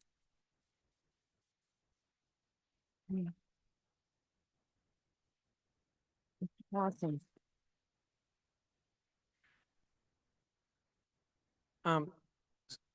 So I just really appreciate all the public input and the emotion and the feeling that was articulated. I think the short summary from my standpoint is if we do nothing, we have cash reserves now and we will be out of money in 3 years. That's how fast this deficit will turn into us being fully out of any money. So we have to do something.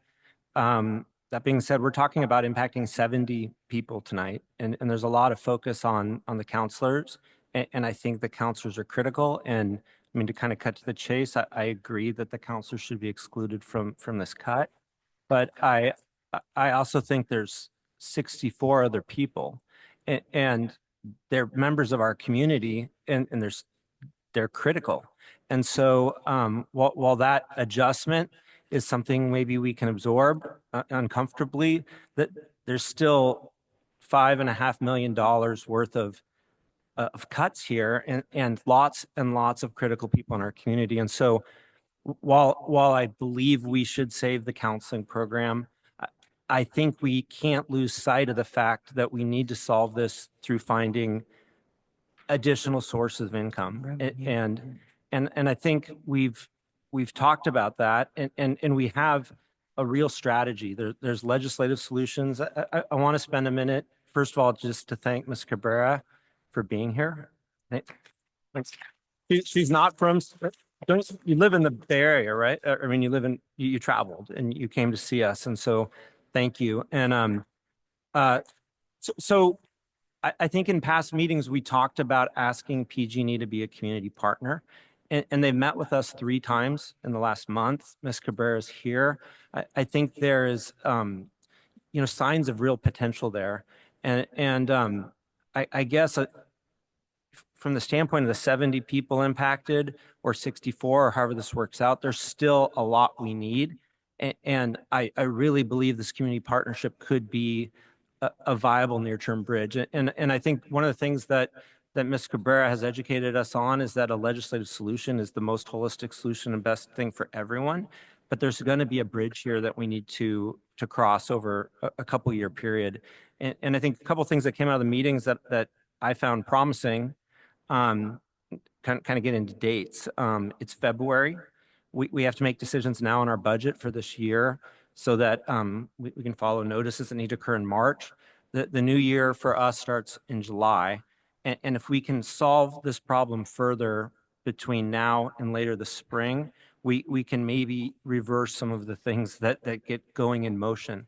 And so what was encouraging to me is our fiscal year runs July 1st to June 30th. PG&E's runs on the calendar. And so there's time here for us to figure this out in the sense that they can consider something they would do next year that could still arrive to us before the end of our fiscal year. And the other things we learned is they do donate to local organizations. And we are the only school district in the state of California with an operating nuclear plant in it. And it's a great opportunity for this partnership to, I think, really be strong for everyone involved. I think it's a great opportunity for PG&E. It's a great opportunity for us.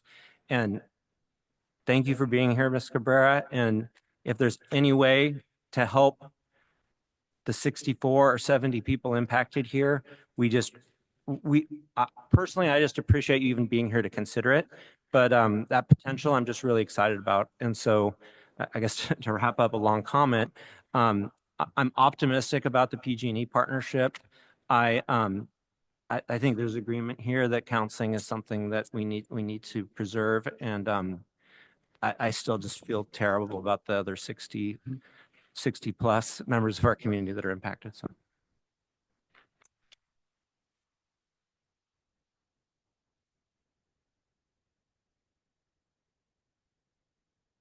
So at the last meeting, I said that I would not vote to cut counselors, and I'm not going to.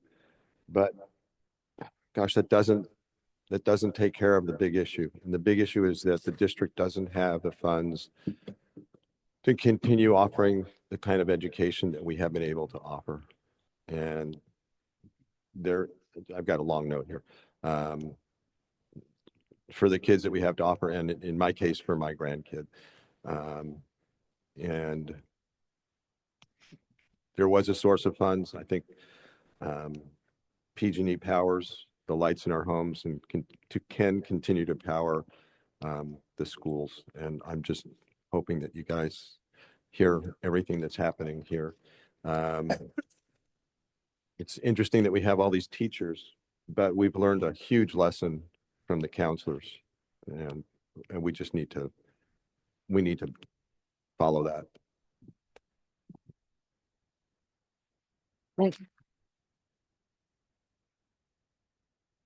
Mrs. Baldadano.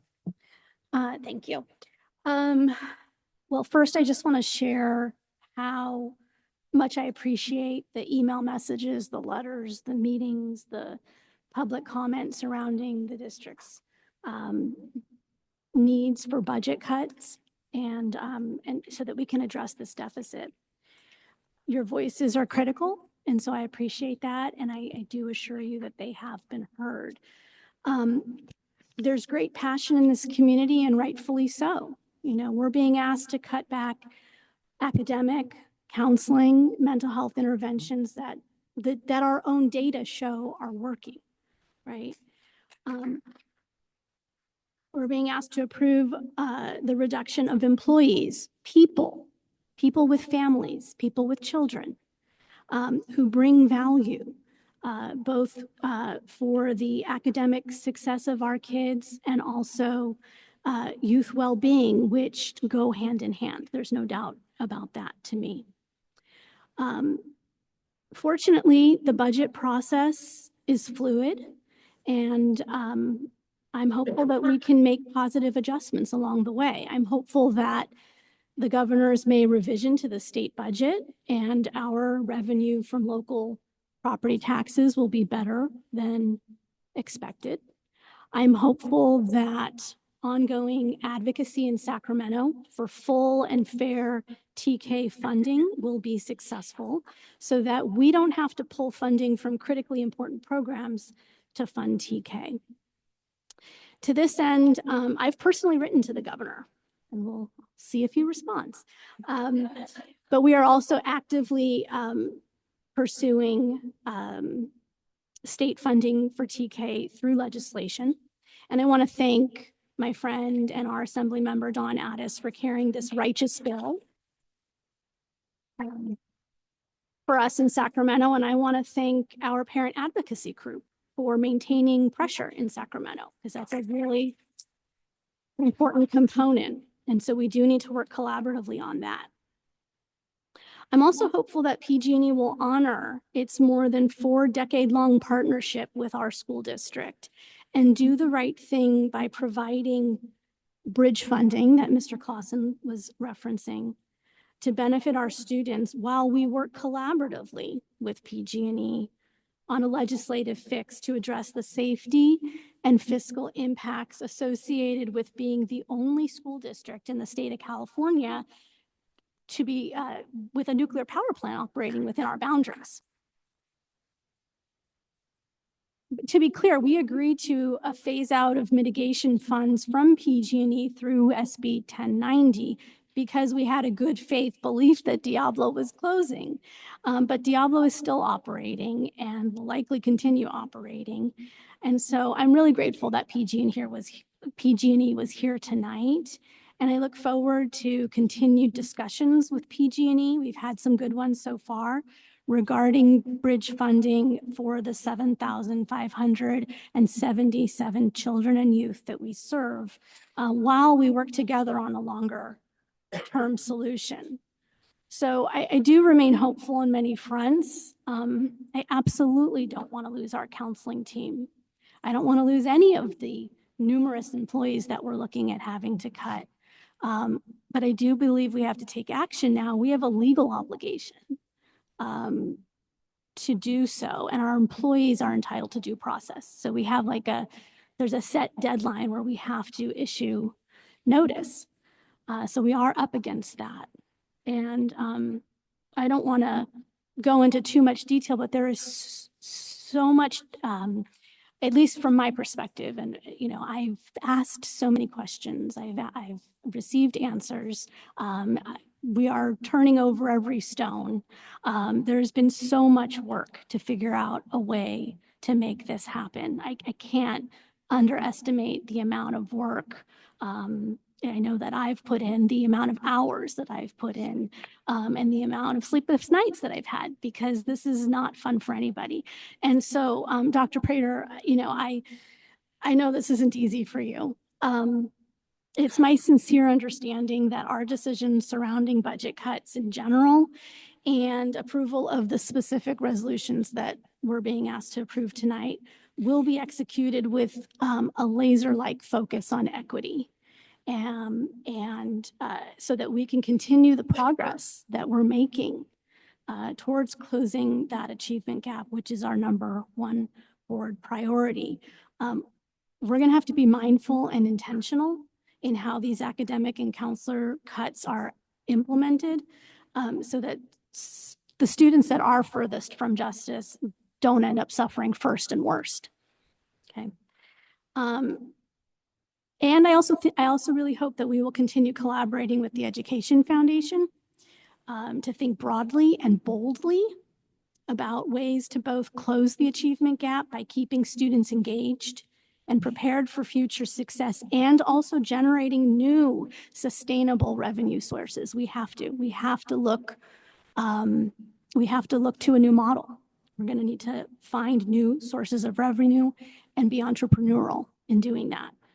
I also think that our board needs to be looking to longer term systemic and structural changes that will more equitably serve students and also keep us fiscally sound. And then lastly, it's been referenced tonight, I'll just note that these cuts are going to be a drop in the bucket if federal support for public education is derailed. And so I encourage everyone who is listening and participating tonight, continue your efforts in Sacramento, continue your efforts in our local community with PG&E, our partners, and please, advocate in Washington, D.C. as well. Um, I take no pleasure in having to support the resolutions tonight, but those are my thoughts for now. Okay, Mrs. Sheffer, followed by Mr. Unger. Thank you. You know, there are many references made to appreciating how difficult this is from us up here and from you, and I appreciate you acknowledging that. I appreciate your advocacy for your students. It's really meaningful. It's important. Everyone up here appreciates that. We understand it. We've experienced it. Before I was on the board, I was taking my turn standing at that dais advocating for things that I wanted to, felt the district should be doing. We're called trustees because we have a fiduciary responsibility to the district. We're not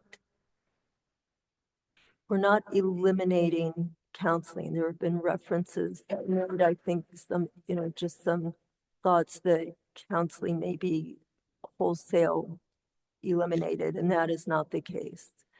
Should we go forward with the recommendations, with the resolutions here this evening? It will be counseling services will be adjusted. They'll look a little different. Every elementary school will still receive counseling services. Should we go along with the recommendations? The positions will be lost. Positions will be lost no matter what we do. I really acknowledge Ms. Lappe, is that? Yeah, when you acknowledge that by changing some of our earlier thoughts and agreeing to keep offering TK, that we had to make adjustments elsewhere. And that's always going to be the choice. I don't know that TK will be sustainable in its current iteration after this year. We have agreed to extend it a year, and I'm so grateful that we are doing that.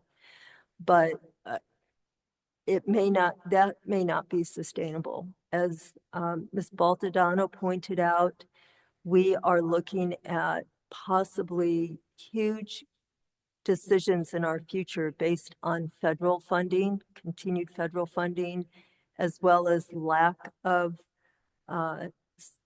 funding for basic aid districts and offering TK. We're kind of at a perfect storm of difficult, challenging things coming together with the state budget, with the timing, just the timing of when we have to make these decisions based upon statutory requirements for allowing, providing employees with the required notification time of March 15th, with the not having the May revision to the budget until May, to plan, to perhaps make some adjustments in our planning, and it makes it all extremely challenging. With regard to PG&E, I know we're all pointing it out, and I will throw in my 2 cents. Not only are we the only district in the state now with a nuclear power plant in its backyard, but if and when PG&E Diablo does shut down, we will still have waste in our backyard.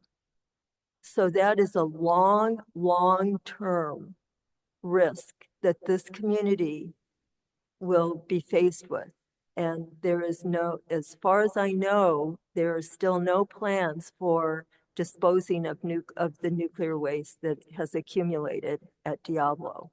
So it's just one more thing to take into consideration as we think about this, as we think about these choices we make. I can't support kicking the can down the road. I appreciate Mr. Unger's impulse in that regard, but I cannot in good faith and in good conscience, especially not knowing what other severe economic choices we may be facing. I will quote something Mr. Pinkerton has said to me over the years, which is, hope is not a plan.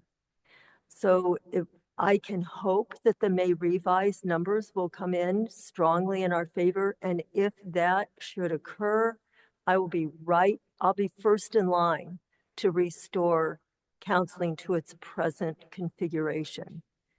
If PG&E decides to give us some bridging funding, I will be first in line to ask that we restore counseling to its present form. But I can't do it at this time because there are too many unknowns, and we have to make some decisions. So that's where I stand. I don't know where the board will land on this tonight, but we have decisions that need to be made. And I would like to continue to operate in a fiscally solvent district. Mr. Unger. One thing that I failed to mention, and that is that I look across the table and I look at Dr. Prater, Ms. Yamashita, Mr. Pinkerton, and Dr. Pachia. And I want to acknowledge the hard work that you've done. This is not easy for you. You have not approached this as I think some people think that you are making these cuts as heartless maneuvers. I know that not to be the truth. I know that you all suffer looking at these because you know, as professional educators, what these kinds of cuts we're talking about mean. What, $5.8 million in cuts this year, potentially another couple of $1 million in cuts next year. The hope, as Mrs. Sheffer said, that we can't bank on. But I don't want anyone to walk away thinking that you don't care and that you don't take this seriously and that you don't love this school district. I know you work hard, and I want to publicly acknowledge, and I wanted to do this last time and I didn't do it. As you sat on the hot seat, I wanted to acknowledge that I have faith in you and I have faith in your ability to get us through this and help us get through this. Dr. Prater, you particularly, I want to acknowledge your willingness to go to Sacramento. I think this week, as a matter of fact, what you're talking about, your gathering together of people who in our community to advocate for full and fair funding for schools. 2 years ago, I watched you at a meeting that we had with Senator Laird, and you were chewing on Senator Laird 2 years ago about TK funding. And he basically, I respect Senator Laird, but I know that was not something that he wanted to hear. I will not support it, but I want to acknowledge the work that you're doing and that you have done. And I don't want people to forget that. So thank you very much.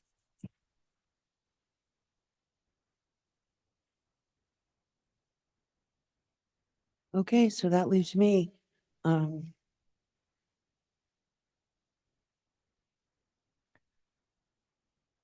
I think that Mrs. Baldadano and Mrs. Sheffer spoke very eloquently. I have struggled tremendously with this decision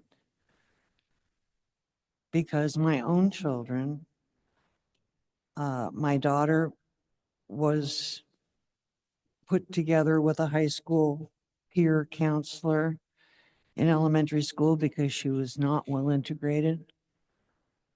And both of my children were helped tremendously by the counselor at Baywood School when their grandmother suffered a horrible death over a 6-week period. And she helped them through that and after that. So I have personally benefited, my children have benefited from school counseling. I am a huge advocate for school counseling. But I also understand that I have a fiduciary responsibility to a balanced budget, and I can't see a way to preserve the full counseling that we have now and make the necessary reductions. So, you know, as Mrs. Sheffer said, it is very possible with the governors may revise that we may see some, again, one-time funds that are discretionary for us. And if so, I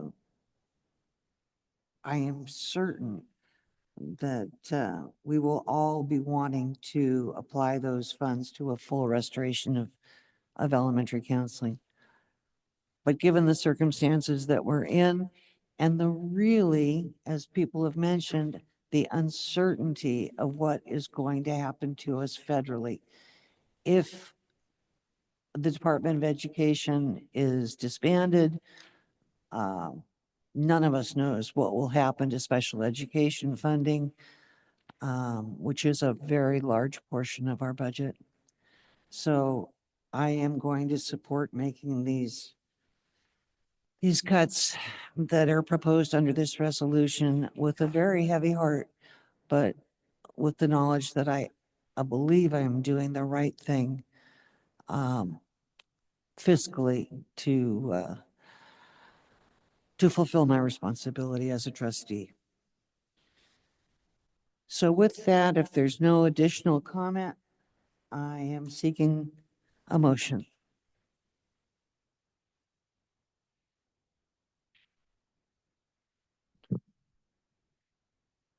Well, I'll be the bad guy. And I'm going to make a motion to support resolution number 1924-25. And I'll second. So resolution's a roll call vote. Mrs. Baldonado. Yes. Mr. Unger. No. Mr. Banfield. No. Mrs. Sheffer. Yes. Mr. Clausen. No. I've suddenly just lost your name, Mark. Marilyn, I'm Mark Buckman. I just lost your name. I'm so sorry. No. Okay. And I'm a yes. So that resolution fails on a 4-3 vote.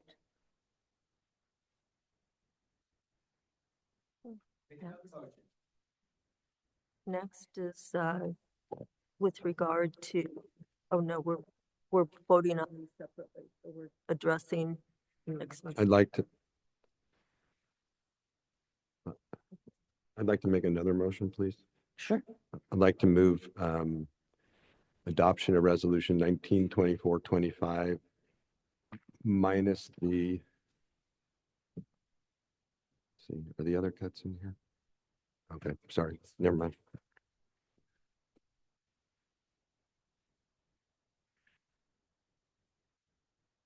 So then we're moving on to resolution 1924-25 did not pass. And we are moving on to resolution 2024-25. Mr. Puccia. Thank you. Dr. Puccia. Thank you. Resolution number 2024-25, intention to reduce classified employees. Second resolution addresses reduction specific to classified staff. The 24-25 fiscal update and programmatic impact has been provided for your convenience to remind the potential cuts to classified staff. This resolution outlines specific services that will be reduced during the 25-26 school year. The following reductions are recommended. Instructional aides, 12 full-time equivalents. EL instructional aide, one full-time equivalent. Physical education aide, one full-time equivalent. Counseling aide, one full-time equivalent. Before and after school aide, one full-time equivalent. Office clerk, 1.5 full-time equivalent. Human resources technician, one full-time equivalent. Executive assistant, superintendent's office, one full-time equivalent. and a payroll specialist, 1 full-time equivalent. Please note that reductions in the final 4 positions have already been addressed through recent and upcoming retirements, which has helped minimize the impact on our current staff. The Board of Education is asked to approve the classified reductions as outlined in Resolution 2024-25. Thank you. We will take this to the public. Is there anyone who wishes to comment on this resolution? Mr. Lowe. I want to share with the board that I'm really proud of you guys for being deliberative, not proud of you guys for being inactive or not taking action. Just failing policy and moving on isn't what you have to do. And Dr. Prater just told everybody about how he spent 20 some hours collecting data and doing all this work to bring you failed policy. Okay. And so this could be a better collaborative time, even with your staff, where you could have worked out and settled these issues right now. The same thing with this next one. I mean, this is the first time I've seen any of you disagree with one another, and I think that it's a great thing. Mr. Unger, it's not about that we think Dr. Prater is heartless. I think Dr. Prater is a good man. I think he's well-intended. I think he's intelligent. In fact, I think we should have the highest paid superintendent as anywhere. I want him to work for it. And what I'm trying to communicate is all this work that's being done for failed policy is not acceptable. And what Mrs. Baltodano was saying is what we need to do as a community, which is reimagine what our educational system looks like, considering the fiscal situation that we're in. But they did all that work to bring you failed policy instead of just working with us beforehand. Do you not see how backwards this is? We should have done the work as a community together so that when we brought you this policy after all these hours, it was working. So please continue deliberating, but let's take action and be effective. Thank you. Is there anyone else that would like to speak to this resolution? Okay, seeing no one, do we have anyone on Zoom? Okay, we have no additional public comment, then I'll bring it back to the board.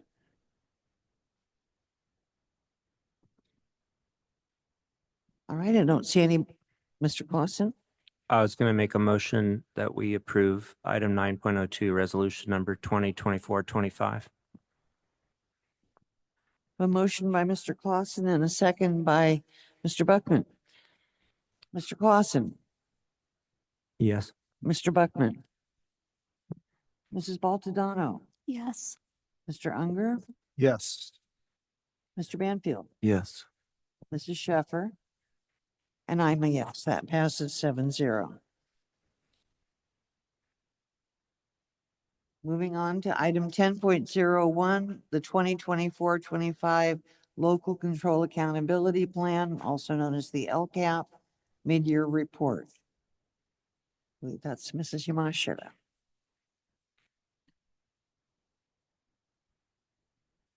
All right, good evening, board. Thank you. This is a required board presentation as part of the LCAP plan. Stephanie Shefbird is going to be joining on Zoom, as well as Katie Eklund tonight. Stephanie is attending an out-of-area conference, and Miss Eklund is not well, so she'll be on Zoom. And Mr. Neff is also here with me. Do you want me to pull up the deck from here?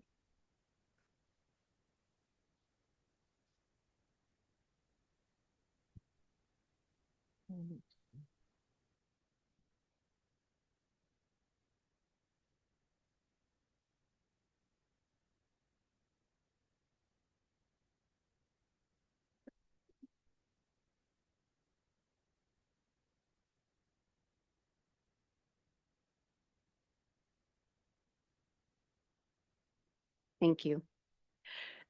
So Tonight's presentation is about highlighting the key activities and the metrics we're using to gauge the effectiveness of our LCAP actions for the 24-25 school year. That's this school year. We're also simultaneously building and drafting the LCAP for action and budget for next school year as well. But right now we're talking about the LCAP that was in place and started in August tonight. We're required to share the available mid-year outcome data. Some of the metrics and data we're using is done on an annual basis at the end of the year, and so we won't have that data tonight.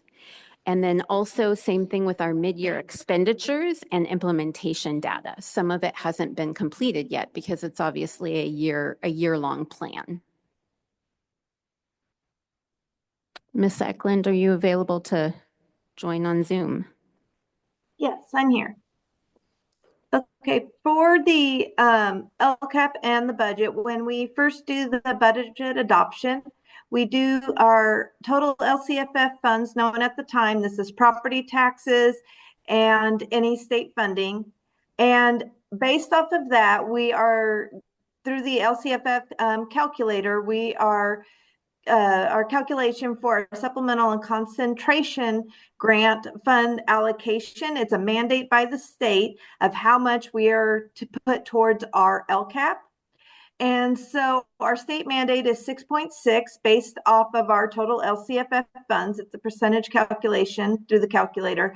And our total LCAP supplemental expenditures came up to 6.9, so a little bit higher.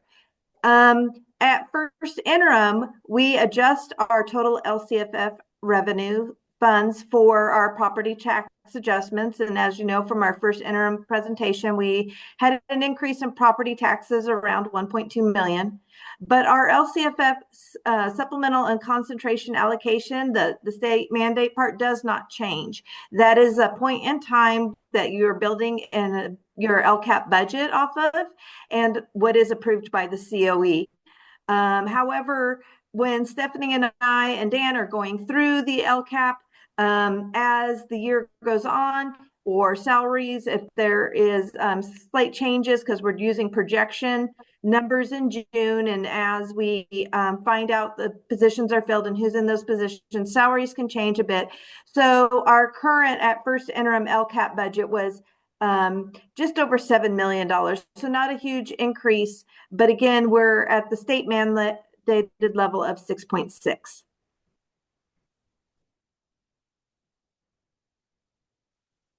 Good evening, everyone. So there are two main components when we take a look at the actual mid-year report that you all received on Friday, and it's linked in the next slide. I'll highlight that in just a second. One of those is our metrics. And so you can think of the metrics being divided up into three main categories or buckets as they're pictured here. The first one on our left is that the outcome is unknown. And the way that that is then demonstrated within the actual mid-year report is that is listed as a TBD within the various tables. That is something that it's either going on right now or it is slated for a future date later this school year. The other categories is that it would be in progress or it is known. And for the known metrics, obviously we've included those within the report itself. Can I get the next slide, please? Thank you so much. So the second main category is really going to be our expenditures as well as our progress on implementation. And so each expenditure that's listed within the report is shown as either not yet started, in progress, or completed. The majority of the action items are going to be in progress at this point in time, and we do have a few that are completed. On this slide, I want to highlight in the bottom corner, there's a link there that says here. That is a hyperlink for any member of the public that wants to take a look at the actual report itself. It's linked within this presentation. Next slide, please. Okay, so goal one of our board-approved LCAP is that all of our students will achieve substantial academic gains through rigorous, relevant, and engaging instruction and curriculum. Next slide.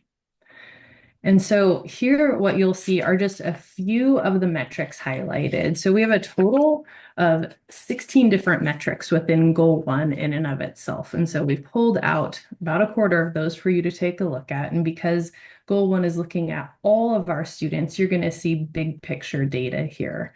We've already reported out to the board, and all of this info here related to our state testing is also available to the general public. So this is not necessarily new information, but we do use it as indicators of progress for our Goal 1 action steps. And so you'll see over on the far right-hand side that those, we don't have the 2025 spring data yet. We'll be administering that in the coming months and then get that data back and then provide that update at that point in time. All right, next slide. Thank you. And then within Goal 1, again, we have many actions that are listed within Goal 1 that the board approved last June. But here are 3 specific actions that we wanted to highlight this evening. One of those being teacher professional development. And you can see that we are in progress on these expenditures and these implementation action items. And so a few examples of how these funds were utilized would be our summer ELA benchmark professional development. For all of our elementary teachers, we also utilize these funds to have our teachers that are newly hired attend a new teacher academy at both elementary and secondary levels. And then our secondary team has been working on ethnic studies curriculum development. A few other items here will be our Center for Educational Leadership, Leading Equitable Schools collaboration. That one is in progress and will continue through the remainder of the year. And then the third action item that we wanted to highlight is really our expenditures that are around our assessment software systems to support our implementation and allow us to really use data to then inform next steps in instruction. Next slide. So Goal 2, a reminder of what this is for the public. Really, it's looking at all of our identified student subgroups achieving academic gains through MTSS, or multi-tiered systems of support. And this is also a board priority of closing our achievement gap. So a few metrics here. What you'll see is that from the Goal 1 metrics, we've taken the whole picture data with all students. And now what you're going to see is disaggregated data for a few different subgroups that we pulled out. There's much more that's listed within the LCAP. So in here, you're going to look at SED, which is our socioeconomically disadvantaged students, our English language learners, as well as our students with disabilities. So those are those various acronyms there. This is the same format in which the state requires us to lay out the LCAP. And so what you'll see is over on the far right-hand side, we're still waiting. This is where we're at right now, is we are administering our state tests in the spring, and we are currently in process with our LPAC testing. And so we should have an update for you in the coming months. Right. And Goal 2 actions. These actions are, again, just a small sample so that you can get a taste of where we're at with the implementation at this mid-year point. Our student success specialists, or SCUBs, as we've coined the phrase, are housed within Goal 2, and that is in progress. We have 1.0 at each of our 9 TK through 5 or 6 sites. We do not have an SCUBed at our Teach elementary campus, but they are providing Tier 1 instruction and support, as well as Tier 2 academic supports in a really comprehensive manner at all of our school sites right now. You'll also see housed here the supplemental ELD for beginning ELs, and we've also been working on ongoing progress monitoring tools for EL students, and there are those expenditures there. And then secondary has launched that newcomer program this year, and that is also in progress at Lambs and Slow High School.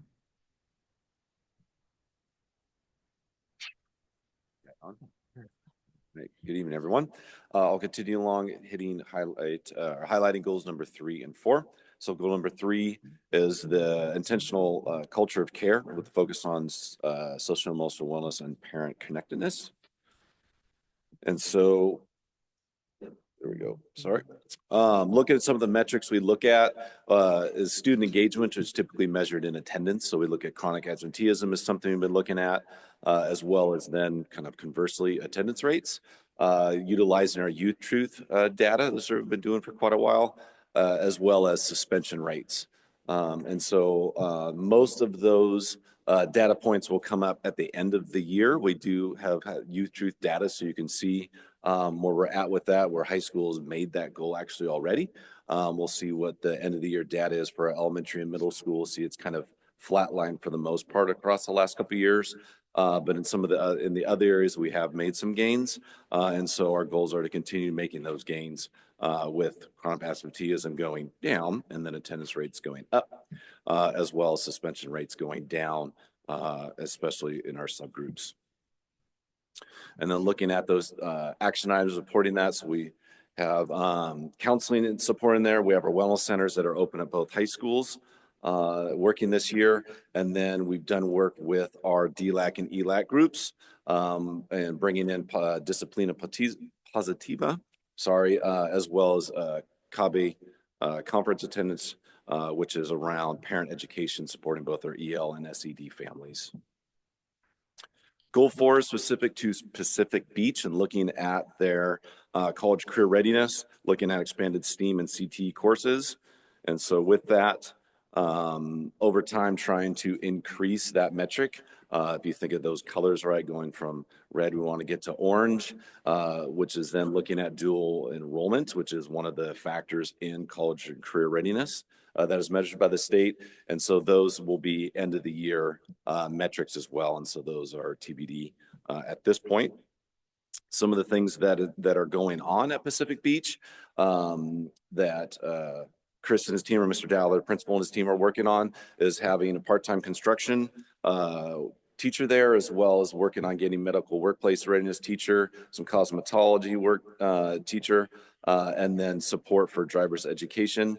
And then we do have a liaison for EL student families. And so supporting those families at his site as well.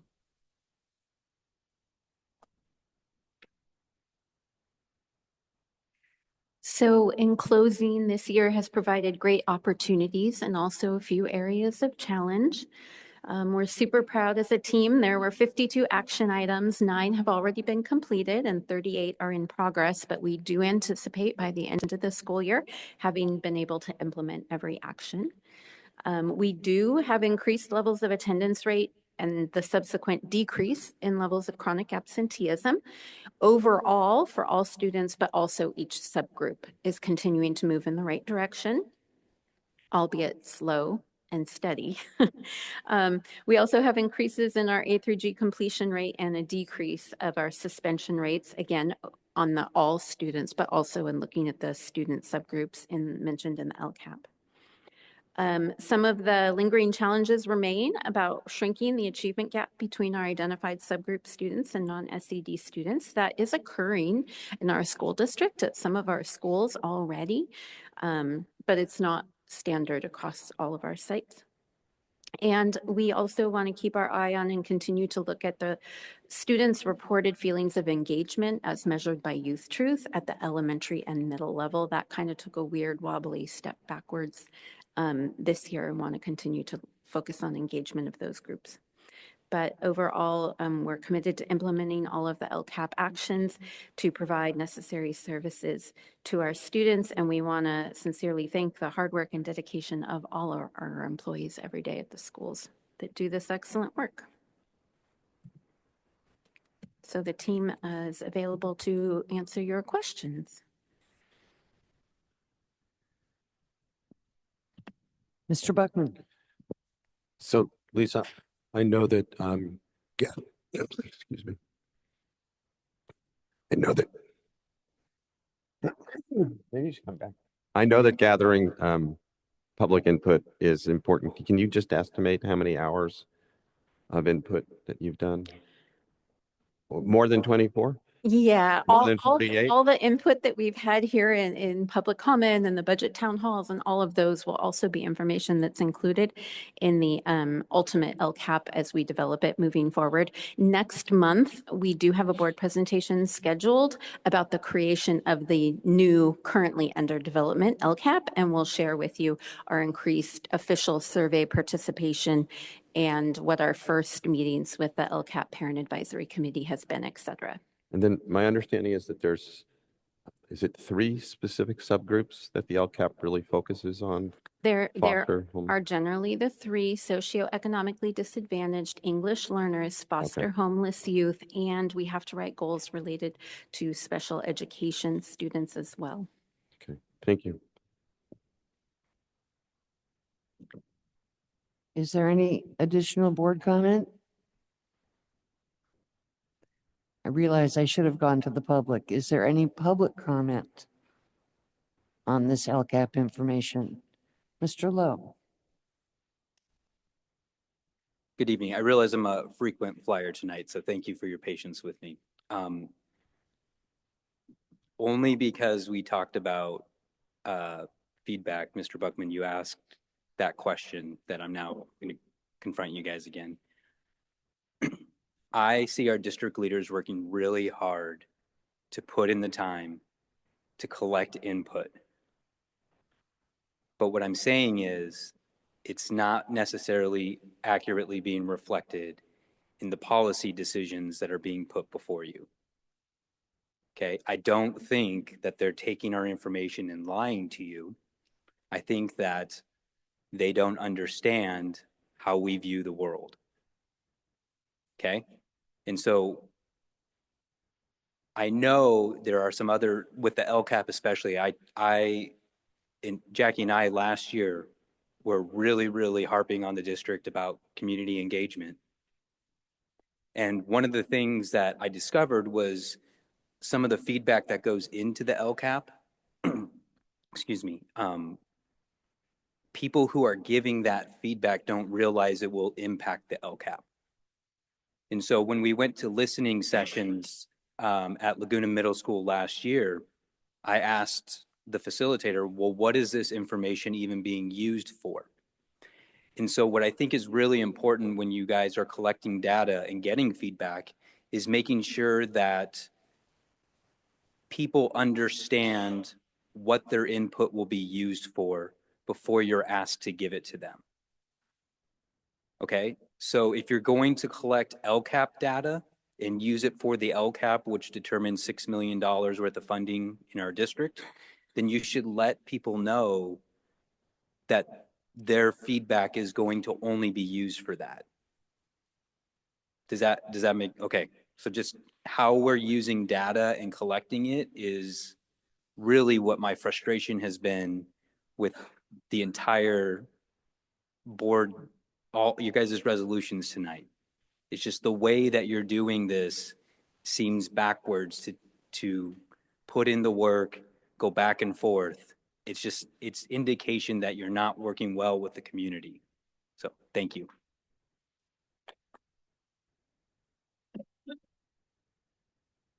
Okay, anyone else?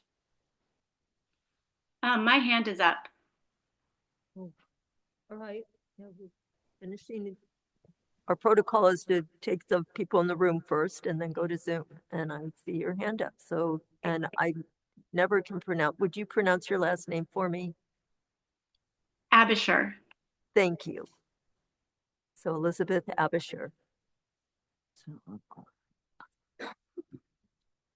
Go ahead. Okay. Can you hear me and see me?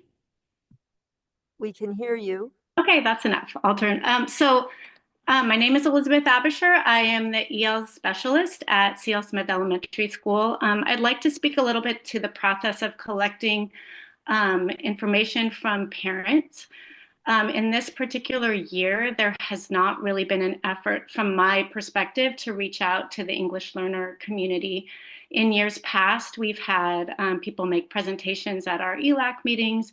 We've had real intentional efforts to get that input from our families. And this year, especially given how our immigrant families are feeling. I feel like their input has not really been sought after.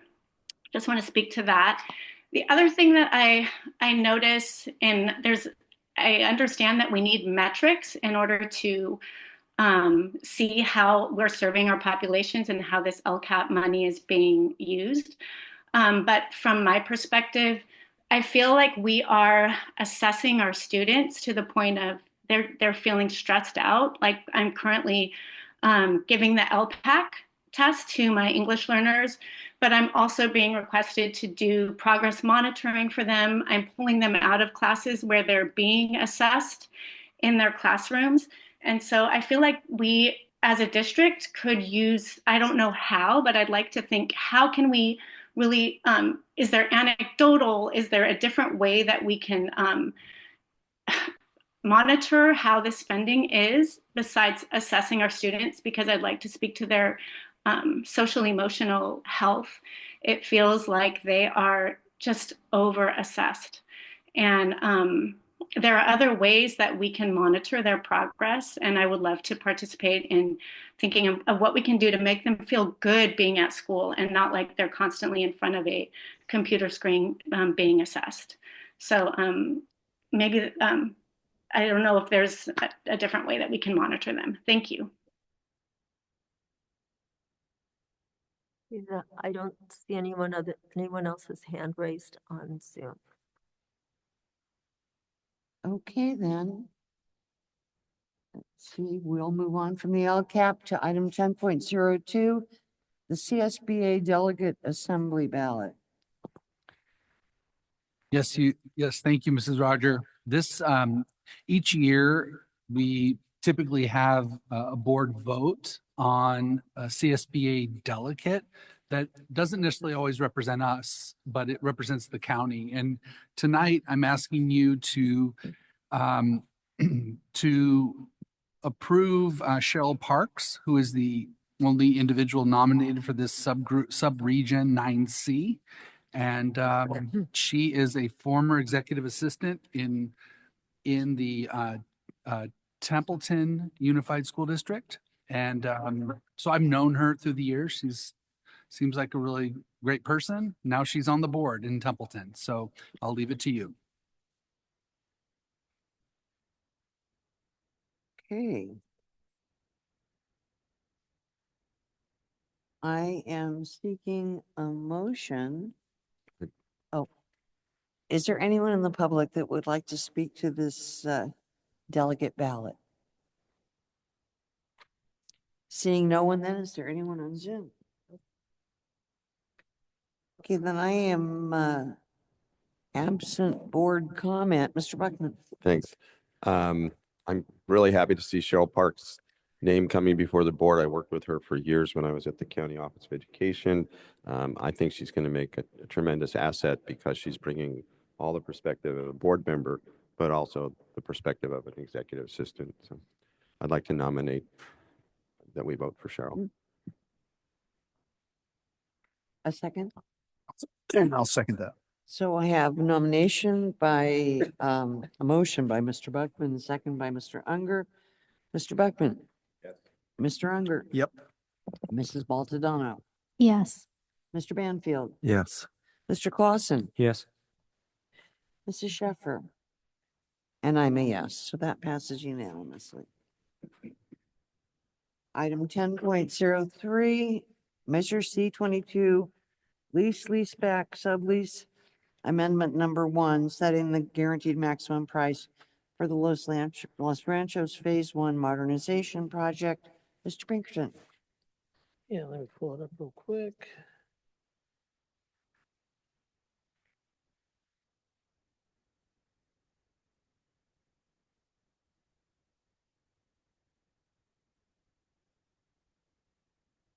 Yeah, so happy to bring the leaseback sublease for Whitestone Construction to the board tonight.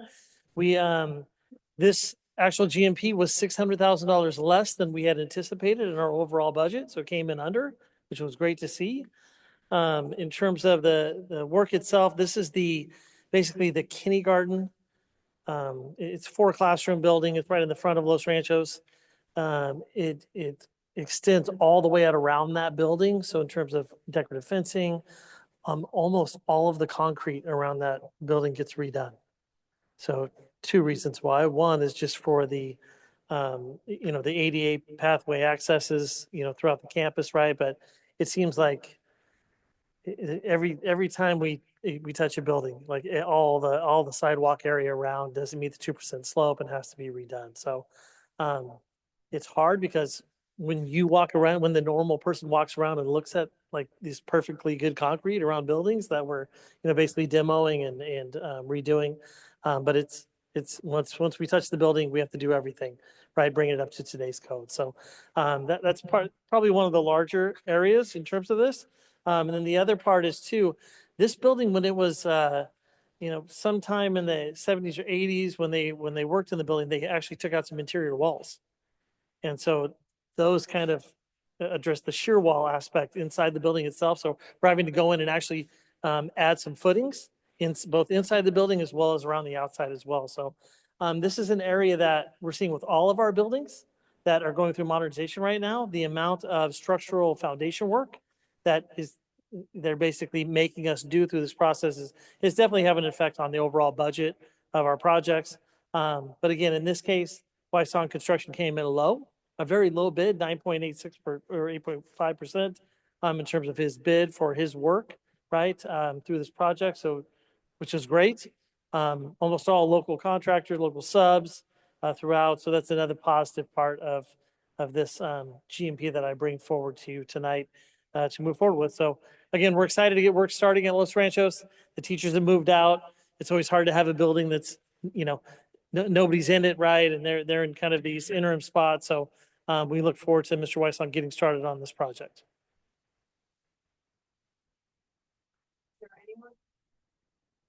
Anyone from the public who would like to speak to this?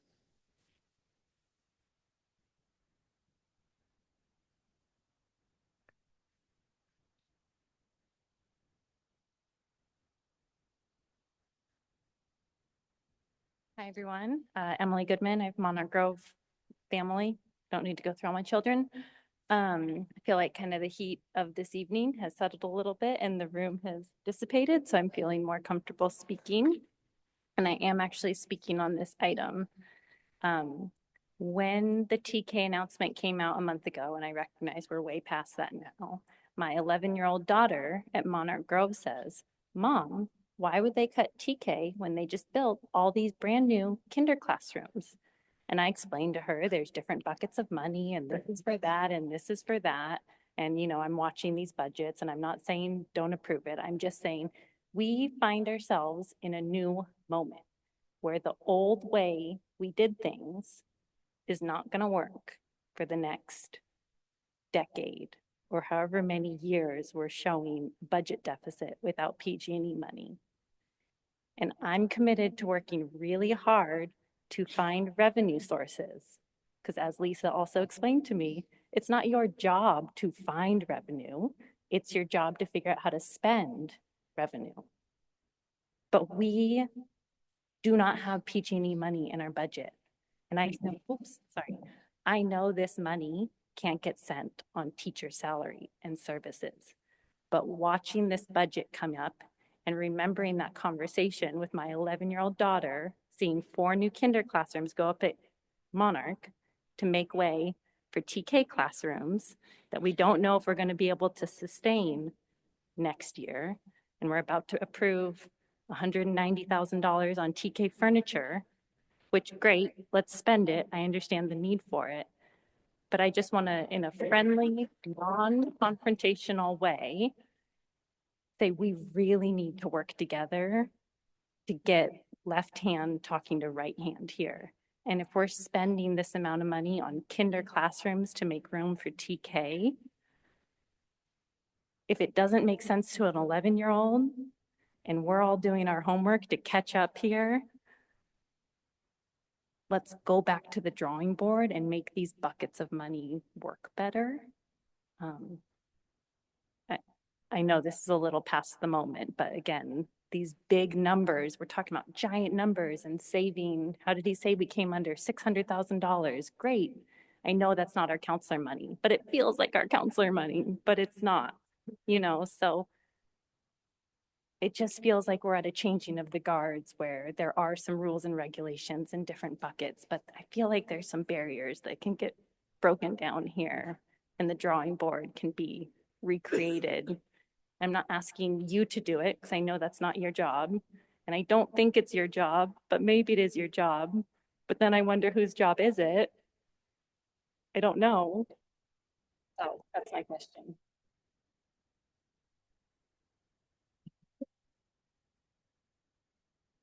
Okay, anyone else from the public?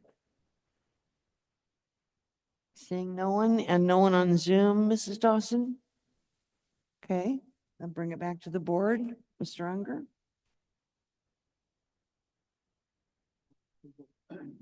I'll move approval of measure C22 lease back sublease amendment number 1, setting the GMP for the Los Ranchos Phase 1 modernization project. I'll second it. Thank you. I have a motion by Mr. Unger and a second by Mr. Banfield. Mr. Unger? Yes. Mr. Banfield? Yes. Mr. Clausen? Yes. Mr. Buckman? Mrs. Baltadano? Yes. Mrs. Sheffer? And I'm a yes. That passes 7-0. So we move on now to the consent agenda. Please let me know if you would like anything pulled. 11.01, approval of certificated and classified personnel items. 11.02, acceptance of donations. 11.03, approval of furniture and equipment requests. 11.04, approval of the minutes of the meeting of February 4th, 2025. Mr. Banfield? No. Okay. Make a motion to approve the consent. Second. Okay, I have a motion by Mrs. Sheffer and a second by Mr. Clausen. Mrs. Sheffer? Yes. Mr. Clausen? Yes. Mr. Buckman? Mrs. Baltadano? Yes. Mr. Unger? Yes. Mr. Banfield? Yes. And I'm a yes. That passes 7-0. Do we have anything for the advanced agenda? Okay, seeing nothing, we'll move on to reports by board members. Mr. Buckman? Yes. I know it's late, but I'm going to do this because I'm going to get to the end of this. I was able to be on the advocacy call. That was amazing how many community members were on that call. I did get to interview the AVID students. That was amazing. Great students. I went to the inclusion activity where the 2 high schools, the middle school and Pacheco, were really going to figure out to do some equitable stuff at their schools. But most importantly, I attended the ELAC at Pacheco, the ELAC at CL Smith, and I'll be going to ELAC at Hawthorne. The number one thing that everybody recognized was how sparse the number of people were there. And one of the principals, I don't want to get him in trouble, one of the principals looked at his agenda and he said, you know what? None of this is important. And they just talked about what was happening at the federal level and what's going to happen to immigrants. And it's just horrible. And I'm just going to try to attend all the ELACs because I just feel it's important. Scary and important. Thank you, Mr. Buckman. Mrs. Baltadano? Yeah, I just want to note a couple of things. I had some great boardwalks at Teach and Laguna Middle School this week, or actually it was last week, as well as I attended the principal achievement session at CL Smith. And so I'm hoping to get to as many of those as possible. I'm still not getting notifications from events happening at all of our schools. So I apologize if I'm missing school events. We're having a technical issue with Parent Square. So not everything's showing up on my calendar. We're working on it. Really enjoyed participating with the mock interviews for AVID students, but I'll have to say one of the most interesting things that I did was spending several days at our county mock trial competition. And I noted that it is the one event that probably allows me to wear all of my hats at once. So I have a son participating on the SLO High School mock trial team. But in my district hat as a school board member, I was there, of course, to support all of our district schools. We had Laguna, Los Osos, Morro Bay, and SLO High School participating. But in my other hat as the campus dean of San Luis Obispo College of Law, it was really nice to see some of my students who are now serving as assistant coaches or attorney coaches, as well as many of the attorneys and judges that I know in our community. So it was a very enjoyable couple of weeks, and congratulations to the champions of Morro Bay High School. Thank you, Mr. Unger. Yeah, as I mentioned, I also did the Avid mock interviews, and I want to send a particular shout out and thanks to Kyle Harmon, who's the Avid teacher at San Luis Obispo High School, for coordinating that. I know that they're also offering those at Morro Bay High School next week, but I know I'm not this week, but I know I'm not going to be able to attend.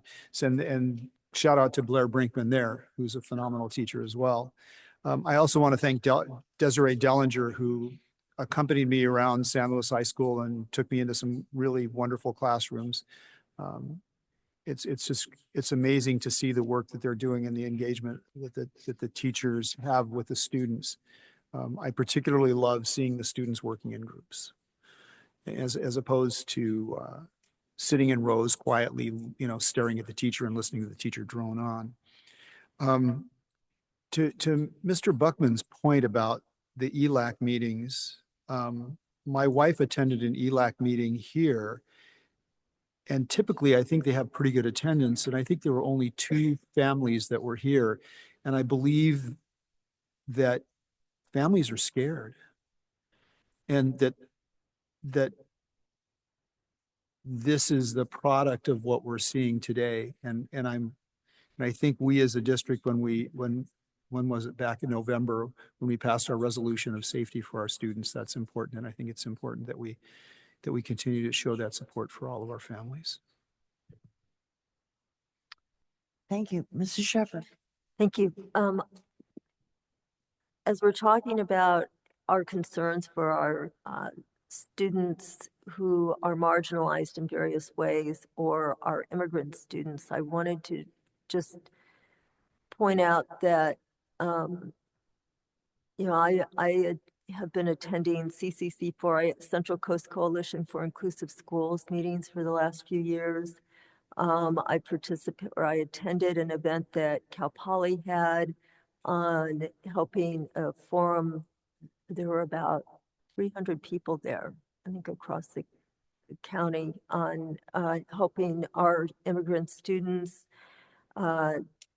various events. And one of the things I'd like to point out, of course, not very many people are here now from the public, but hello, thank you for staying, is that as we face potential changes from the federal government into how and what expectations may be that in teaching, that I feel very fortunate that in our district, the DEI work we did is now, I hope, for the most part, I don't think I can say 100%, but we've been working on embedding it into our culture and making it really a part of who we are.